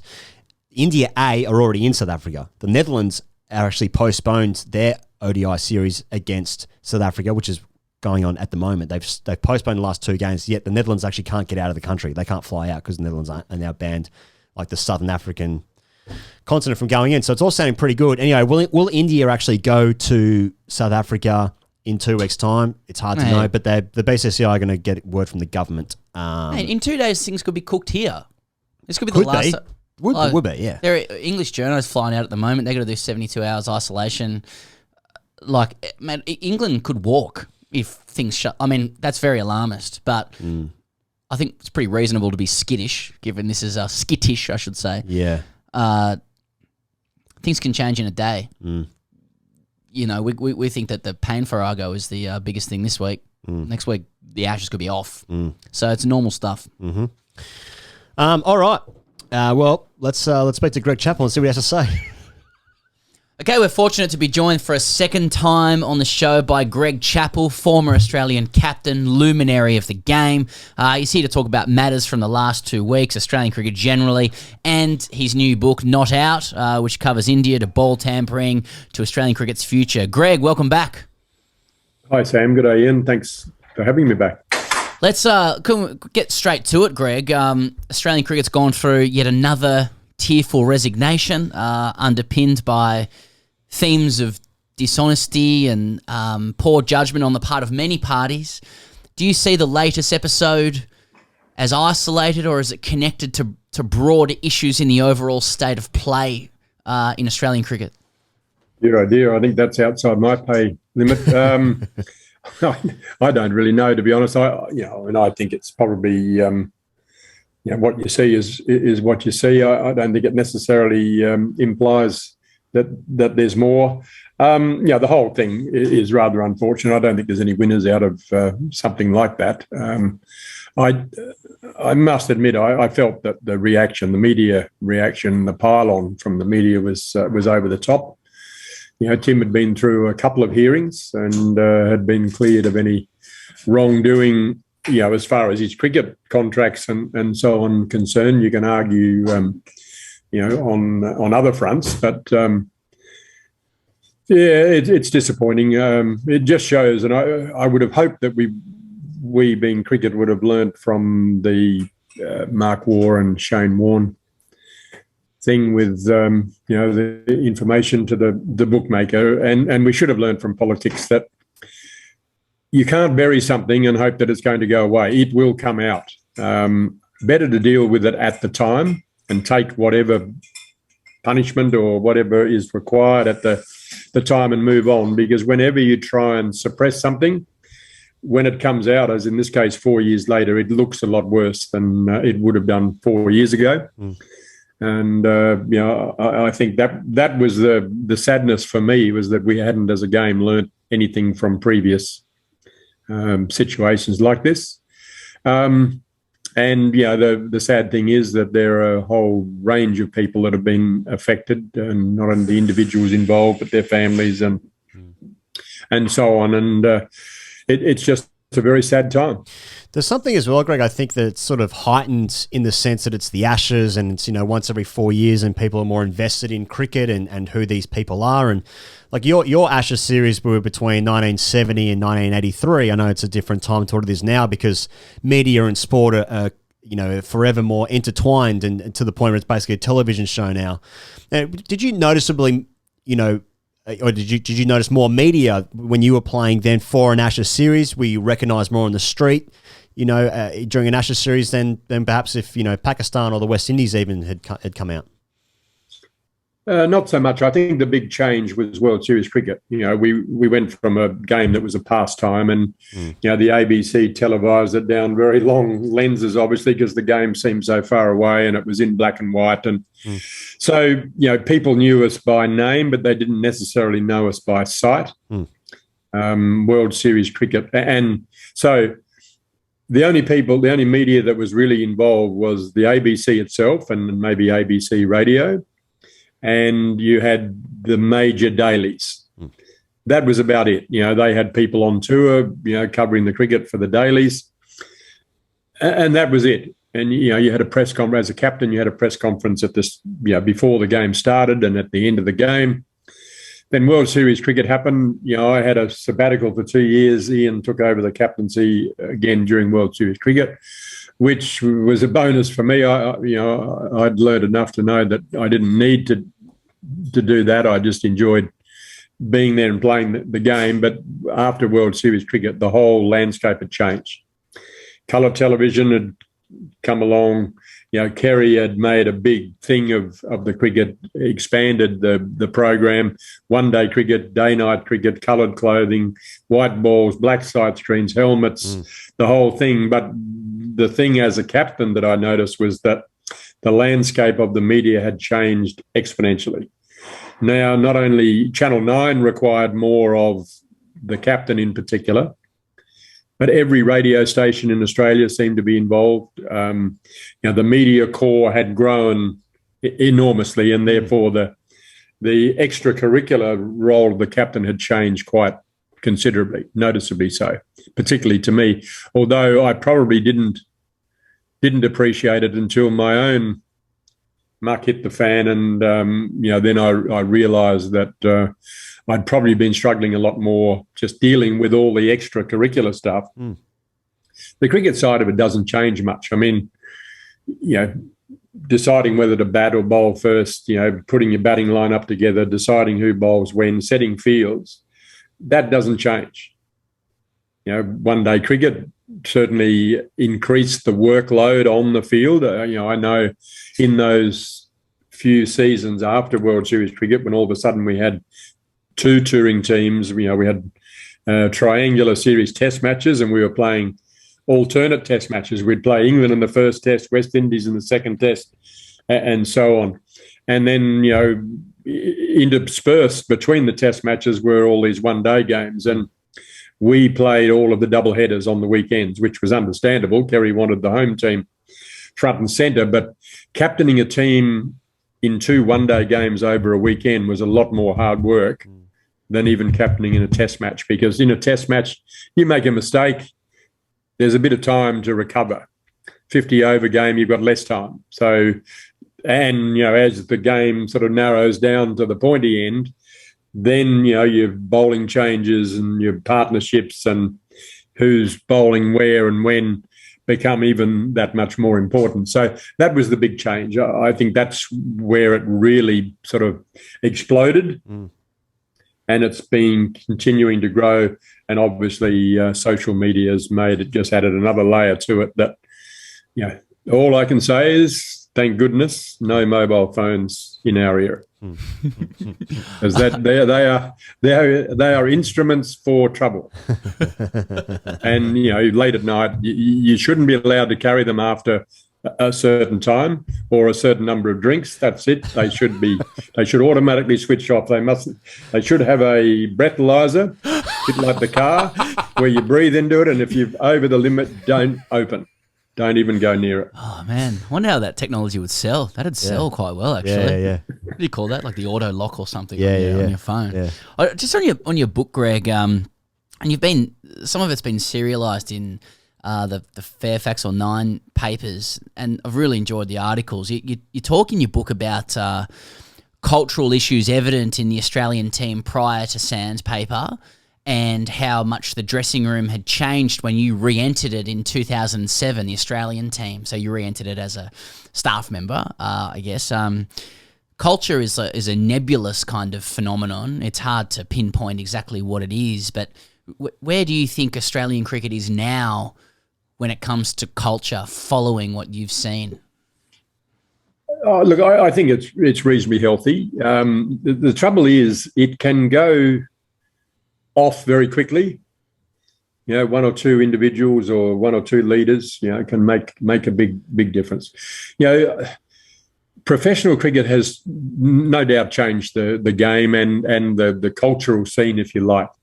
I mean, if we lost our job, we just went back to work. We were taking weekends off and, a few months off if we were going on a tour overseas, but we still had a job. And so if you got dropped, I was enjoying that, but I just go back to work. And for the selectors, there was less pressure because, they weren't putting someone out of work necessarily.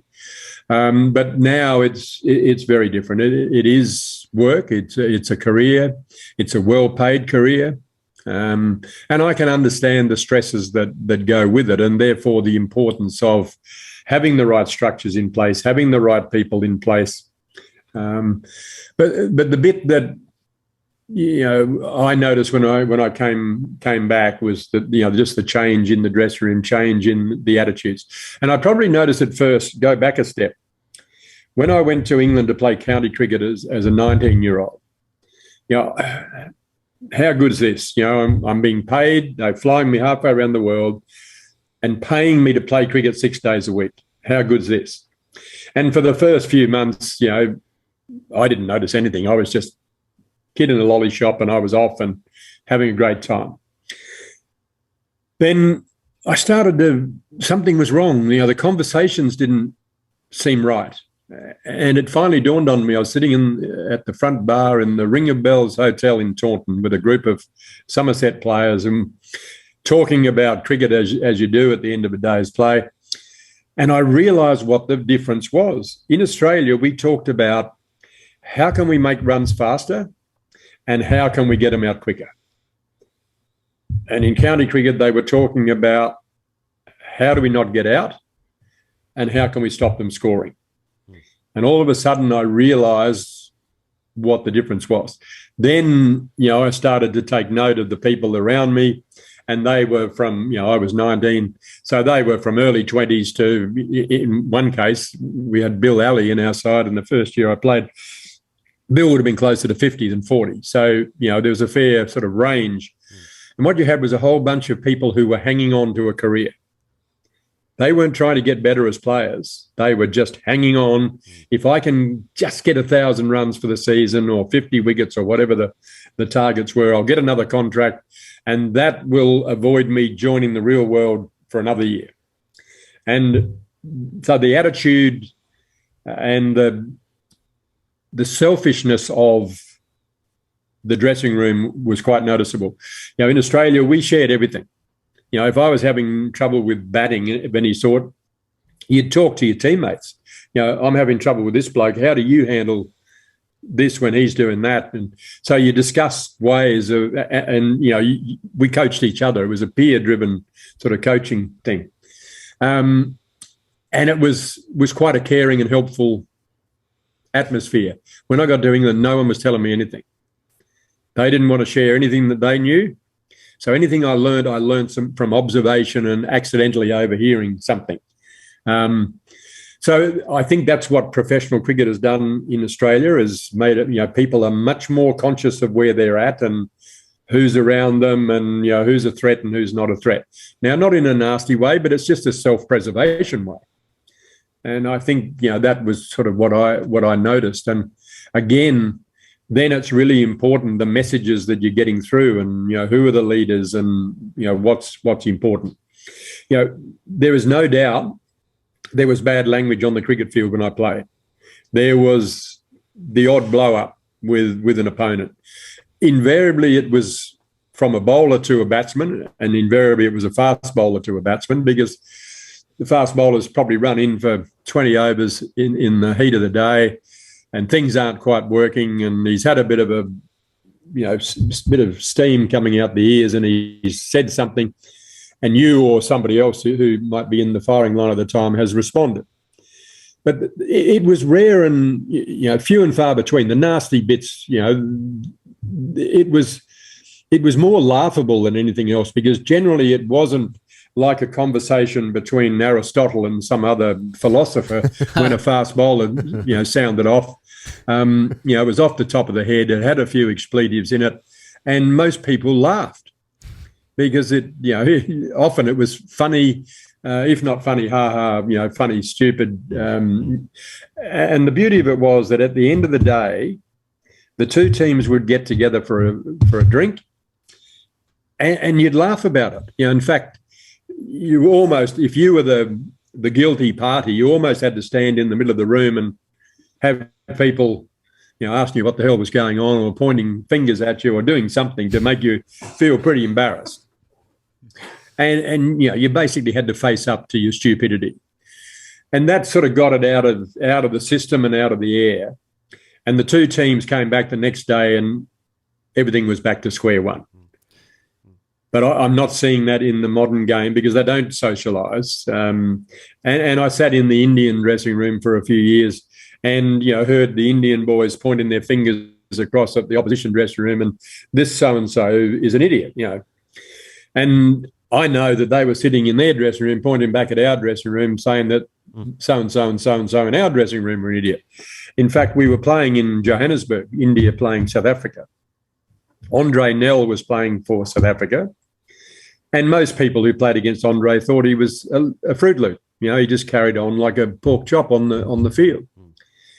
And our guys, the Indian guys didn't drink alcohol very much. But, I suggested to them one day, why don't we go into their dressing room and have a Coke or a water or whatever you want. Just meet some of these guys and maybe, you'll get a different feeling about them.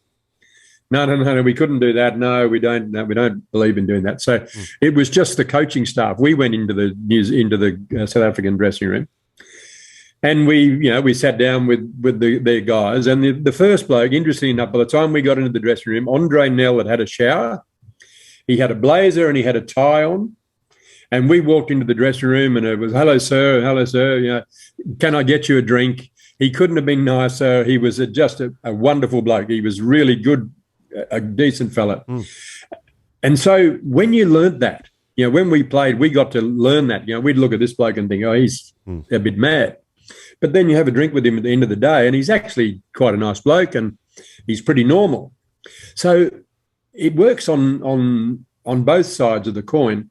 You don't, because you don't look at them and think they're a dill, you treat them a little bit differently and you have a different sort of feel about playing against them as well. And it takes any of the tension out of the air, because I know, our blokes just used to get really wound up by Andre Nel and the South African blokes used to get wound up by Srishant in our team because they were both white line fever merchants, really decent blokes. But as soon as they stepped on the field, they worked on a different plane. So, I think professional cricket has changed the landscape there. So what I was starting to say there was that, sure, there was some bad language and there were a few confrontations, but they were few and far between.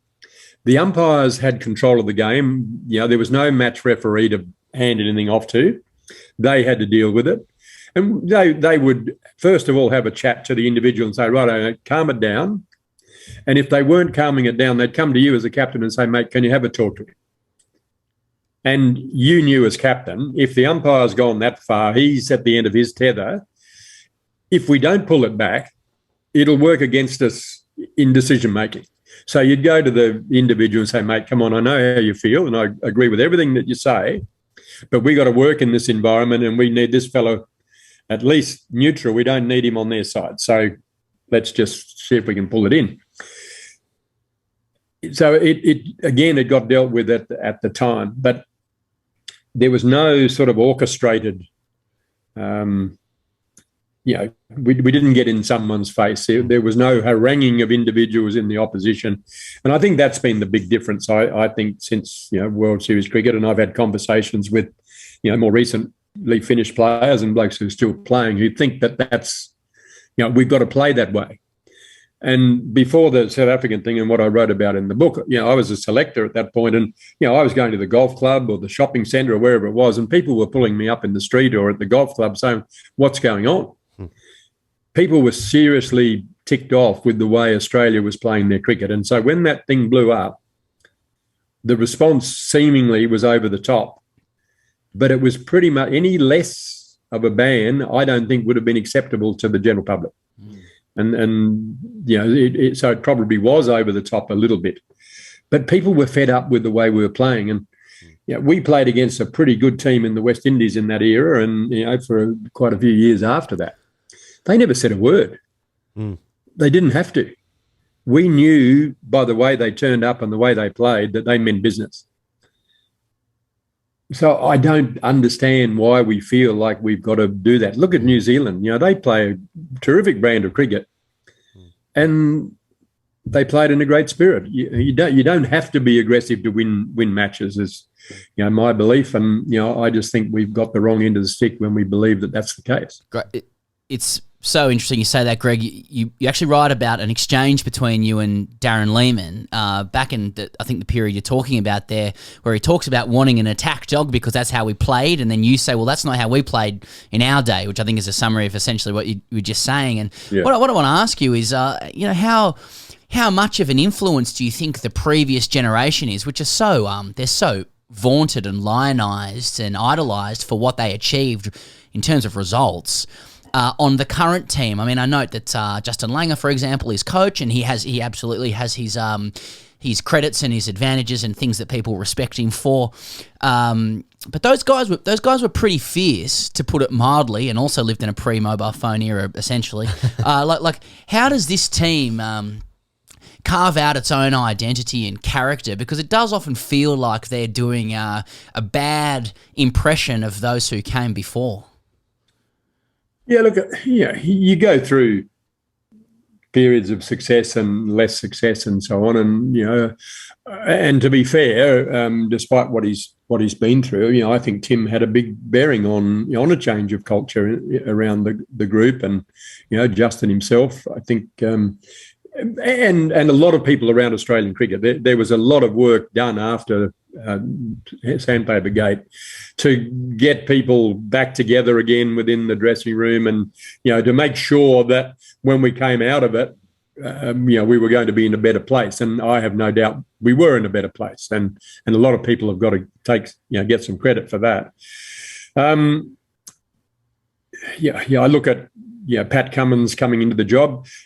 Pat is a terrific young man, great cricketer, we know, very smart young fella, and no fancy stuff. He'll be about playing cricket, and I think he'll be about playing cricket in the right vein.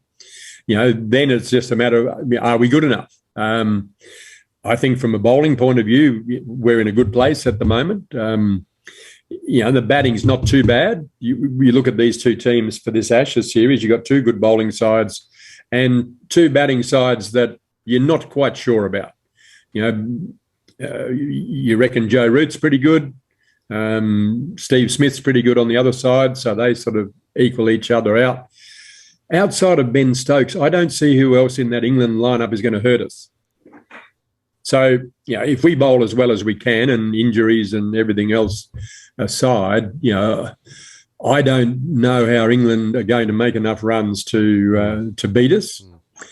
Outside of Steve Smith, I think David Warner I think he's still got some runs in him. Batting in Australia against England's very different from batting in England, and I can explain that a bit more if you want. But he'll have more room in Australia than he had in England, and that will hopefully allow him to get away, and then he'll go on and make runs. We know that when he gets a start, he often finishes it off.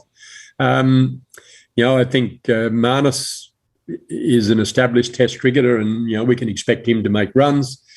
I have no doubt that Cameron Green is a superstar in the making, and all things being equal, he's going to be a fine batsman with some really good overs in him as well for the future, and possibly a potential captain in his own right. The last two batting spots, you've got to assume that it seems like George Bailey's already named the opening partner for Davey Warner. So it's between Head and Khawaja for that final spot. Very similar players. I don't know that there's much between them other than Uzi's had a bit more experience probably, and I sort of get a feeling that that's the way they'll go. So I just think we've got a little bit more punch in the batting than England.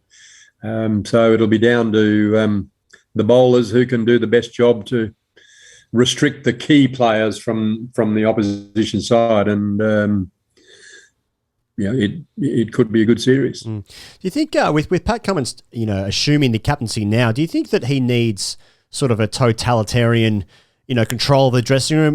Warner's played 86 tests, Steve Smith 77, Stark 61, Lyon 100, Hazelwood 55.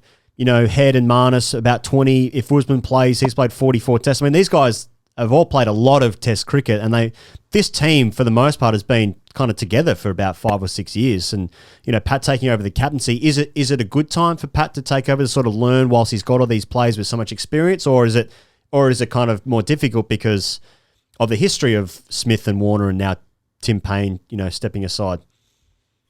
Yeah, look, I think it's a good time. He's got some experienced players there, so he's got a bit of support around, because he hasn't had a lot of captaincy experience.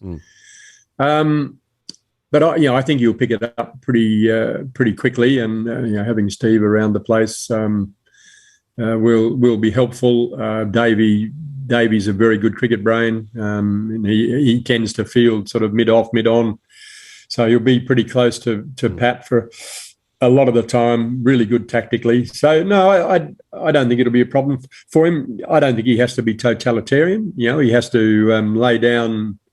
Let everyone know what he expects and what he thinks their roles are and so on.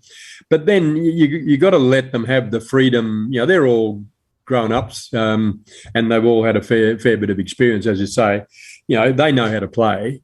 But I think it'll be more in the area of, that culture, if you like, the behaviour on the field. I think Pat will have a bit more of a say in that, and I'd be surprised if he would agree that we have to be in their face all the time to be a good team. So I'm looking forward to seeing how he goes about it. It's uncharted territories to a large degree at the international level.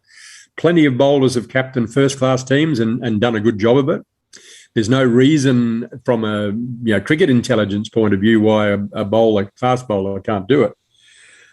But it's such a demanding role as a bowler, physically and mentally. To get through 5 test matches as a fast bowler in the modern era with back-to-back test matches is a challenge. So the chances are he won't play all 5 test matches. Obviously, the injury problems can be another issue for fast bowlers. So there's going to have to be a fair bit of give and take. I'm surprised they went back to Steve. Not from the point of view that he needs to have been punished anymore. I think he's been through that and he's shown his remorse, and he's keen to get on and show that wasn't really him, so to speak. But it was a good opportunity. I just think they missed an opportunity to groom another leader. I would have made Marnus vice captain, mainly because Steve's there anyway. Steve probably is keen to have the vice captaincy because it sort of says something about the fact that he's been forgiven and so on. But I think that was a given as far as I was concerned. Had he not been vice captain, the conversations would have been between Pat Cummins and Marnus, with either David Warner standing there and putting his 2 bobs worth in, or Steve Smith. Marnus would have learned a lot from those conversations. There's a chance now that those conversations are going to be between Pat Cummins and Steve Smith, and Marnus will be 30 yards away. And I just think it would have been a great opportunity to give him some insight, because Steve has a terrific cricket brain. Anytime he talks about cricket, you want to be listening, and Marnus would have been listening. I mean, one thing about Marnus, he's like a sponge. He would have been soaking it all up. It just would have expanded his knowledge in real time in a way that you can't orchestrate it any other way. So, I'm looking forward to it. I just think there'll be, freshness every time you have a change. There's some fresh ideas. The other thing that I think Marnus has got to do is, make sure that he's not only seen to be captain, but he actually is the captain and he's the leader of this group. He's the sort of guy that people follow. He's a natural leader, so he will draw people with him. And I think it's important that he's putting his stamp on what Australian cricket is. I've had this discussion with innumerable people who aren't necessarily cricket people, haven't been cricket people all their lives, that, every other sport, the coach is the boss. And don't tell me cricket's any different. And I say, I'm sorry, but I've got to tell you it's different, because it is. A footy club, you've got all your players with you all the time. So you're seeing what's going on all the time. And if this guy's not performing, you can leave him out and pick this person. But the national team, the national coach, doesn't see 80% of his players most of the year because they're off playing county or state cricket or Big Bash when these guys are playing international cricket. So you don't know what else is available to you. So your focus becomes a bit narrow. And apart from the fact, as coach, you're with the team in the lead up to the game, and you're living with them by and large, and so you know them really well. Once they're out in the middle, you are no better placed than the bloke in row 25 because you're 100 yards away. Now, hopefully you know the game well enough to sort of be able to read what's going on. But what you can't see is you can't look into the eyes of the opposition players. You can't look into your own players' eyes. You can't hear the conversations. And I know as a coach, the first person I wanted to speak to when the team came off the field wasn't the captain, it was the wicketkeeper. Because I wanted to make sure that what I thought I'd seen was actually what was going on. Once I could confirm that or learn something different, then I was in a position to help the captain. I didn't want to speak to the captain first because my information was incomplete.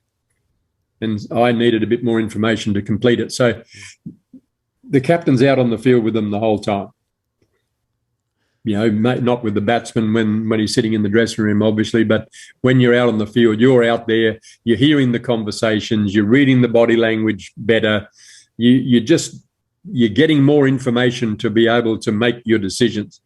And I thought last summer, particularly towards the back end of the Indian series, we were locked into plan A and we either didn't have a plan B or we weren't flexible enough to make a decision to go to plan B. And I think it hurt us, particularly in the Brisbane Test match, but possibly even in Sydney as well. And I had the feeling that not all of the decisions were being taken on the field, and that's dangerous. And as a coach, my belief of what a coach is the head of the support staff. You manage all of the skill coaches and the doctors and the physiotherapists and the masseurs and the media manager and whoever else is in the dressing room, sports psych and so on. And you work side by side with the captain to help them devise strategy and game plan and all of that. But once they walk out onto the field, you got to let them go.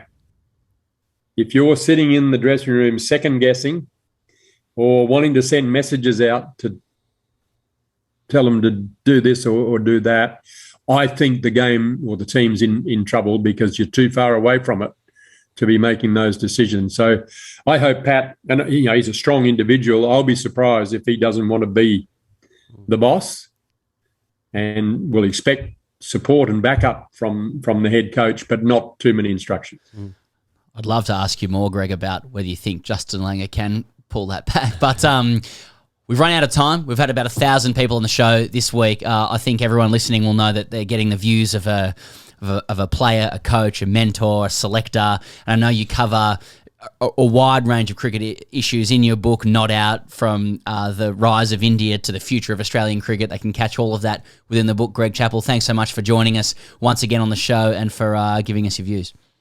Good on you, Sam. Thanks very much. Cheers, Ian. Thank you to all of our guests today. Ed Cowan, Pat Cummins and Greg Chappell. Not necessarily in that order. We're going to thank Manscaped, Pez, before we get into hashtag AskTGC. Good to have them back on board, Manscaped. It's holiday season, and that means there are stockings to be stuffed and elves to be cuffed. Cuffed. Now, what does that mean? What are you doing there, mate? I'm cuffing them. Cuffing boys. Yeah. Handcuffing elves. Whatever you're into. I know some people who'd be into that sort of stuff. Yep. Guys, you'd think a 10 out of 10 blokes. Well, today's sponsor, Manscaped, has gone global with the tools to guarantee you will score under the tree and the mistletoe. Manscaped's a leader in men's below-the-waist grooming. They've served more than 4 million men worldwide. If my math is correct, and I say math, that's almost 8 million balls. I like how they say almost, because it's not the case for everybody. Yep. It's not the case for everybody. Hitler, one testicle. So they say. Get 20% off plus free shipping at manscaped.com with the code TGC. All right. Ho, ho, ho, gents. Naughty or nice, 'tis the season to perform. He goes, I had a good scaping session recently. Yeah, surprise, nice. surprise. Yeah. I mean, of course we're going to say that, aren't we? Like, I'm not going to come on here and say, mate, it's- actually, not quite the best, but it is. What, good am I every supposed to time. not pair this ad with what happened with Tim Paine? Am I going to be here and not pair these two things together? The presentation? Depends what you do. Is that really inappropriate? Is it? Is it? Are you saying? Are you saying? Ho ho ho! Was Paine escaping? Yeah. Is that what you're saying, or am I? I don't saying know that? what I'm saying. Yeah, you just put. But am I supposed to be here and you like? didn't say it. You just put the image in the head. Exactly. I yeah. didn't say it. I didn't say it. You're thinking it. You're but I'm not thinking it. saying You're thinking it. Yeah. Am I supposed to be here on this show and not pretend or pretend? Probably. I don't know. Manscaped's best-selling product is the Performance Package 4.0, which is at the top of every man's wish list this year. That's a statement. I'm telling listeners, 96.4% of them are male. Yeah, that's right. I'm telling them that's at the top of their list. Yeah. And when you get that Performance Package 4.0, it's performance. It's performance. Streamlining. Performance. Is that pressure? Performance. I sometimes whack a couple of speed stripes in there. Performance package. You'll find their lawnmower body trimmer, the best trimmer on the market for your balls, butt and body, and the weed whacker, trademark, ear and nose hair trimmer. Let's not forget their famous liquid formulations. Let's not forget that. The Crop Preserver ball deodorant and Crop Reviver ball. All right. These are stocking stuffers. Do you use yeah. Do you use a stocking? Is that a family thing for you? Stockings? Not really. Like as a kid, like it was, you had stockings. It was more the presents under the tree. Yeah. I mean, that's what it was. But it was kind of like we did have stockings, but it was more. What was I trying to say? Was it like the little presents? It was more like a figure of speech kind of thing, as opposed. Was to there a stocking? No. Oh right. So there was no stocking. No. Okay. I know families where there's like a stocking for the kind of the quirky paraphernalia. Yeah. A little, candy cane here and some socks there or something, and then the sort of the bigger boppers are under the tree. Candy cane for me, one of the most disappointing confectionaries. Oh really? I don't mind it. I think it's fine.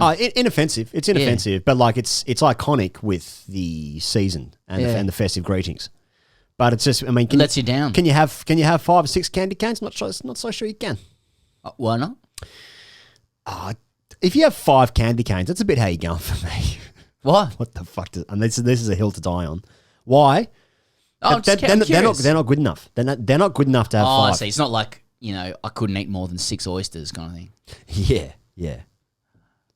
How many oysters could you eat? 30. Yeah, me too. Fucking for days. Mate, just keep them going. Mate, a bit of sauce, bit of lemon. Oysters on the weekend. Did you? Really good. I went to lunch with my wife with a voucher that we had for 2 years. Haven't had a chance to use it. Oh, yeah, that's right, yeah. Yeah, really good. Yeah. Oh, mate, I'm sick for an oyster. Yeah. Candy cane? Love it. I mean, I'll have a candy cane. I'll have a look at a candy cane. With oysters. I'll have a look. Have a look. I'll have a look. With oysters, people are like, it can only take so much slime. Oh, no, not for me. Oh, mate, slime me up. Like a Nickelodeon award ceremony. You chewing that, or are you just letting it slide down the throat? An oyster? Yeah. Who's chewing an oyster? Are people chewing oysters? I don't mind. I'm not chewing it like I would. Like a steak. Like a sandwich. Imagine a service station oyster. There's something I'm not touching. Oh fuck. Yeah, where's that from? Oh yeah, that's a Sydney rock oyster. Yeah. All right. Anyway, Manscaped. It's coming into summer. If you're in Australia, you need to trim down. It does the job, deluxe, and you get 20% off free plus free shipping at manscaped.com using the code TGC. Hashtag ASKTGC. Get those questions in, or don't. There's actually a lot. But if you enjoy hashtag AskTGC, we do this show every Friday called hashtag AskTGC Fridays. You can find that on Patreon. It's exclusive to Patreon at patreon.com/greatcricketer. You can find the links everywhere, but that's what we do some stuff. Also, we're doing our dailies for the Ashes, of course. If that actually goes ahead, there's also India and South Africa at the same time. That'll all exist on YouTube. But if you just consume TGC through your ears and not through the eyes, you get the audio exclusively for those shows at patreon.com/GreatCricketer. Dailies for the Ashes, dailies for India, South Africa. Hashtag AskTGC Fridays every week. It's $5 a month or $10 a month, whatever you decide if that's what you want. Samuel Domazetowski. Dearest Richard Ilhigworth and Marias Pesrasmus.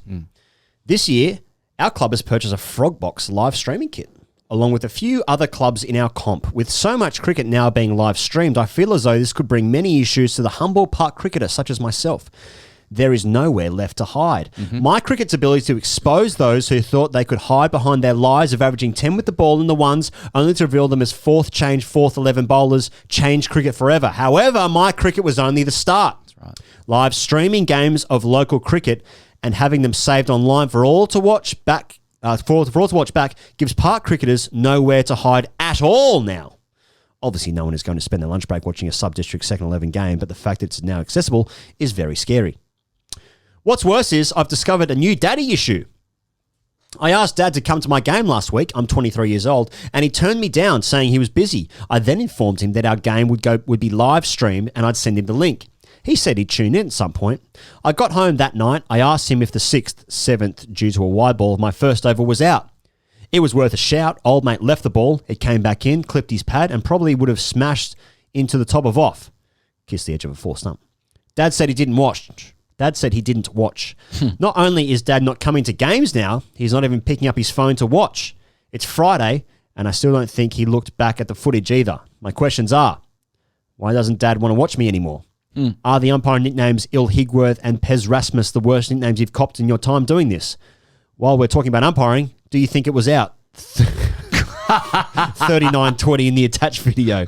Would you like a link to my next game? Thanks for reading and answering. Your Taylor Lakes Cricket Club correspondent, Donkey.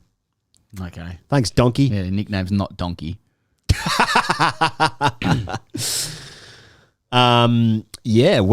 And to this end, I mean, you can send your embarrassing moments to our DMs so we can use them for comedy on our Channel 7 show or YouTube or some shit. Well, that's a proper announcement. If you've got some serious village incidents, whether it involves yourself or others, and it's able to be publicised. I mean, it's already out there anyway, I suppose. I suppose so. But let us know, because we're continuing with that segment on Channel 7, That's Village. It is the popular segment. And our first episode is on tomorrow. It's Tuesday on Channel 7. And so if you want to send us, you hit the DMs with your embarrassing village moments. Get it right, though. Obviously, feel nervous. If you send us something that's sort of not really passing muster, then you should be nervous about that. And you'll be appropriately scolded. Yeah.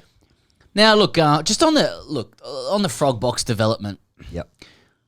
Obviously good for cricket, obviously good for sponsors, obviously good for clubs looking to make money. Everyone gets to see things. It's a digital world. That stuff's all correct. I'm uneasy about it.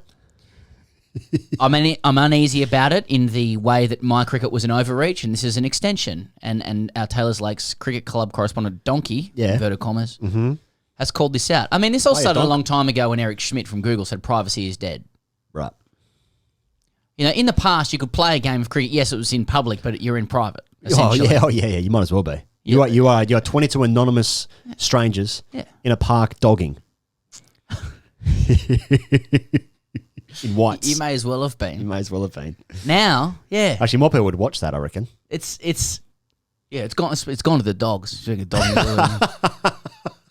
I noticed yesterday that game's gone. Mate, they're commentating first grade cricket now. There's commentators. Right. Exactly. Right. Okay. Mate, you got to start somewhere. Oh no! Hey, fair play to the commentators. I'm not saying that. It's just there's good money in it. Some of those guys are on like $80,000 a year. Are they really? No.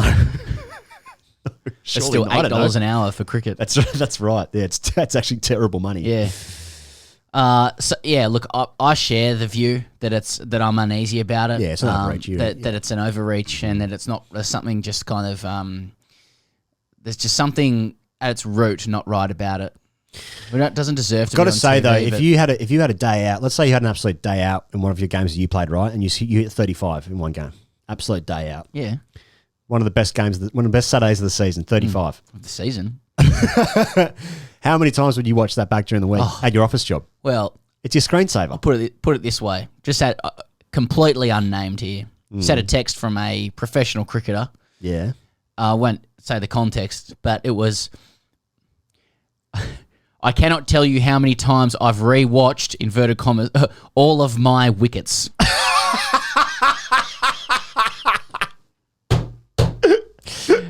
And then their name, It's worn. This is a text, wickets. lives at the top of my recent searches on all forms of social media. Did you just get that just then? Actually, I was just saying, yeah. That's funny. So, you know, Yeah. I was like, Of course. yeah. So you doing something good. Maybe this is what people want, you know, like, Yeah.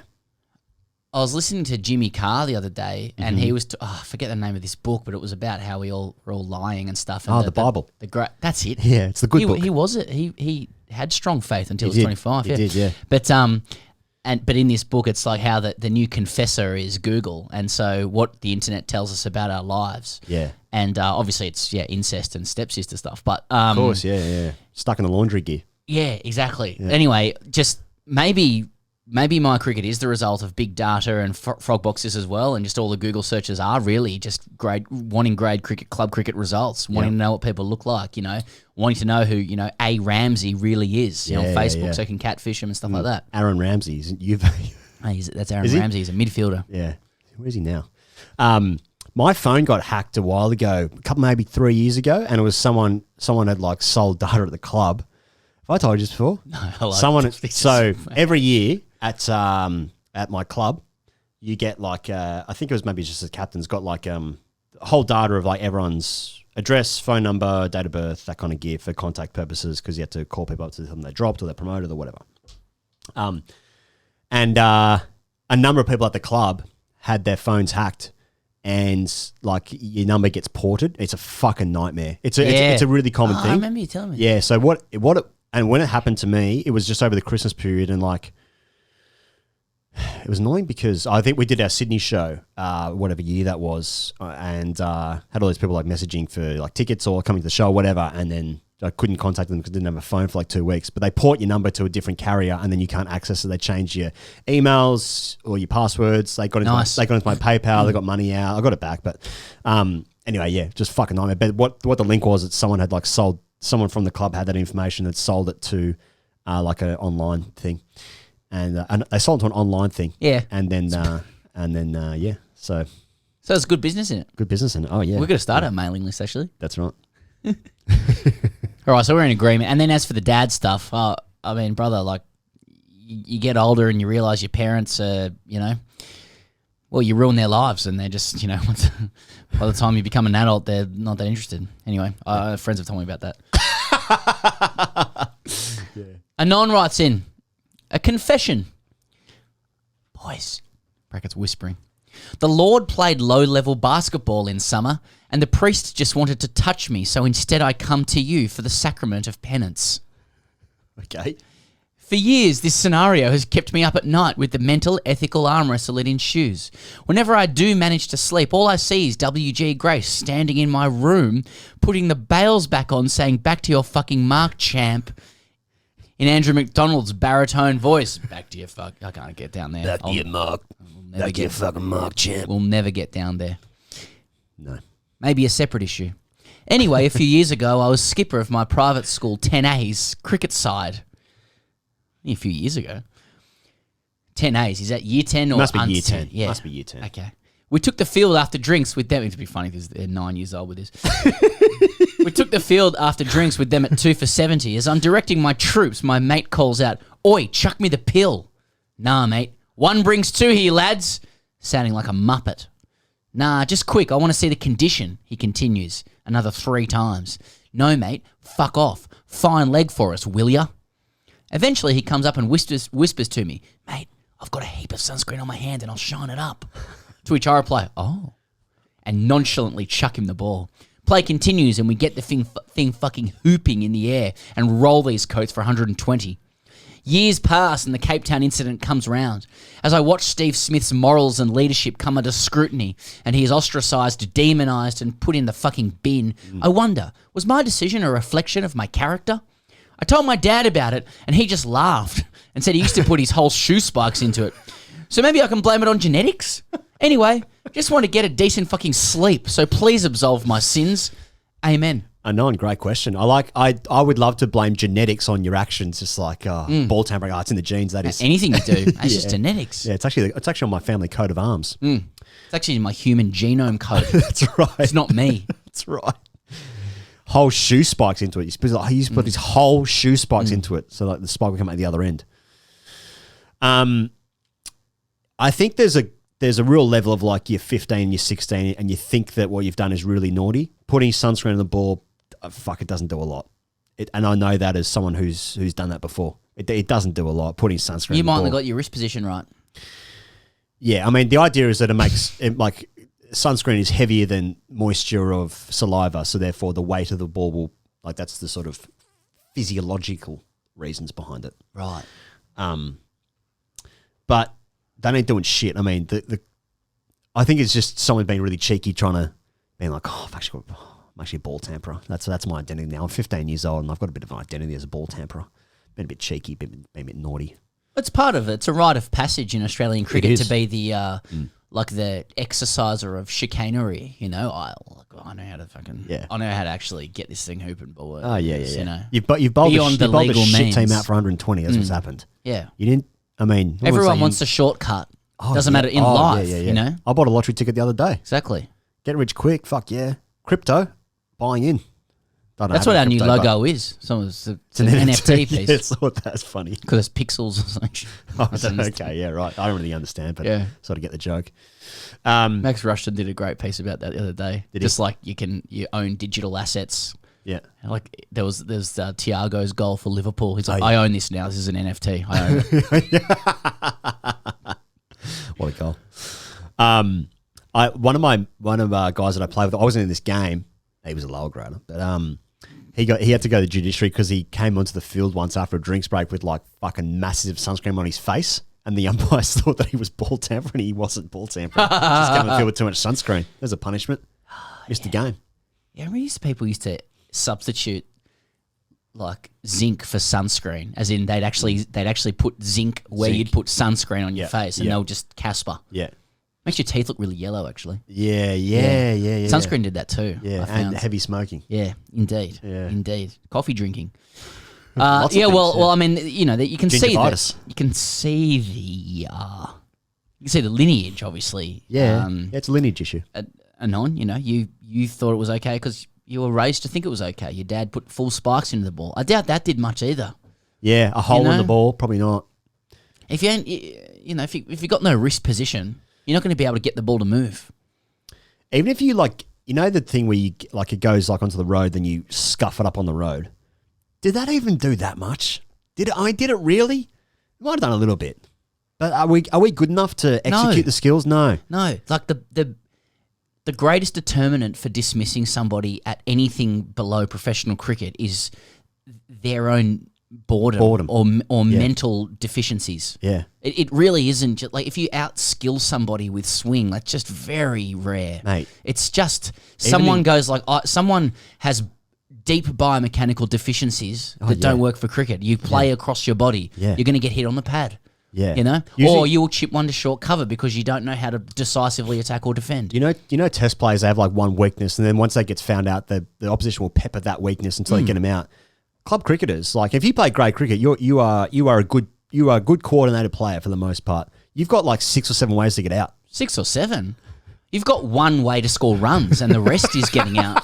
I think the rest is. I mean, when you train in grade cricket, you train in the nets for 10 minutes. Yeah, I would venture that most innings in grade cricket last between 10 and 20 minutes. Yeah, you just play how you train. But when you are a club player, you think that you can score 360. I've got shots all around the ground. Whereas even the test players, they basically have they play Steve Smith just plays with strength. He can do a thing over and over again, repetition. Whereas no, I'm good off my pads. I've got a cover drive. Yeah, I can play the back foot, but I can't. That's why you can get yourself out all the time. But yeah, you just bowl 7-2, one side of the wicket. Someone will get bored, play a shit shot, then you're out. And there's your Saturday. That's cricket. Have a good summer. Oh, yeah. If you get on, it doesn't fucking rain. Ringfield 5-4, stump to stump. Guy's 35. Yep. That's it. Keep up the stumps. But mate, bowl at pads. People pace off it. Pace off, keep up the stumps. No one's Shit scoring. wicket. Shit wicket, shit outfield. Doesn't give up your knee. No one's getting any runs there. Every team is out for 150. Get a couple of guys with muscles who can hit over the top. Hopefully they have a leg spinner. You win. There you go. You win the comp. You've done it.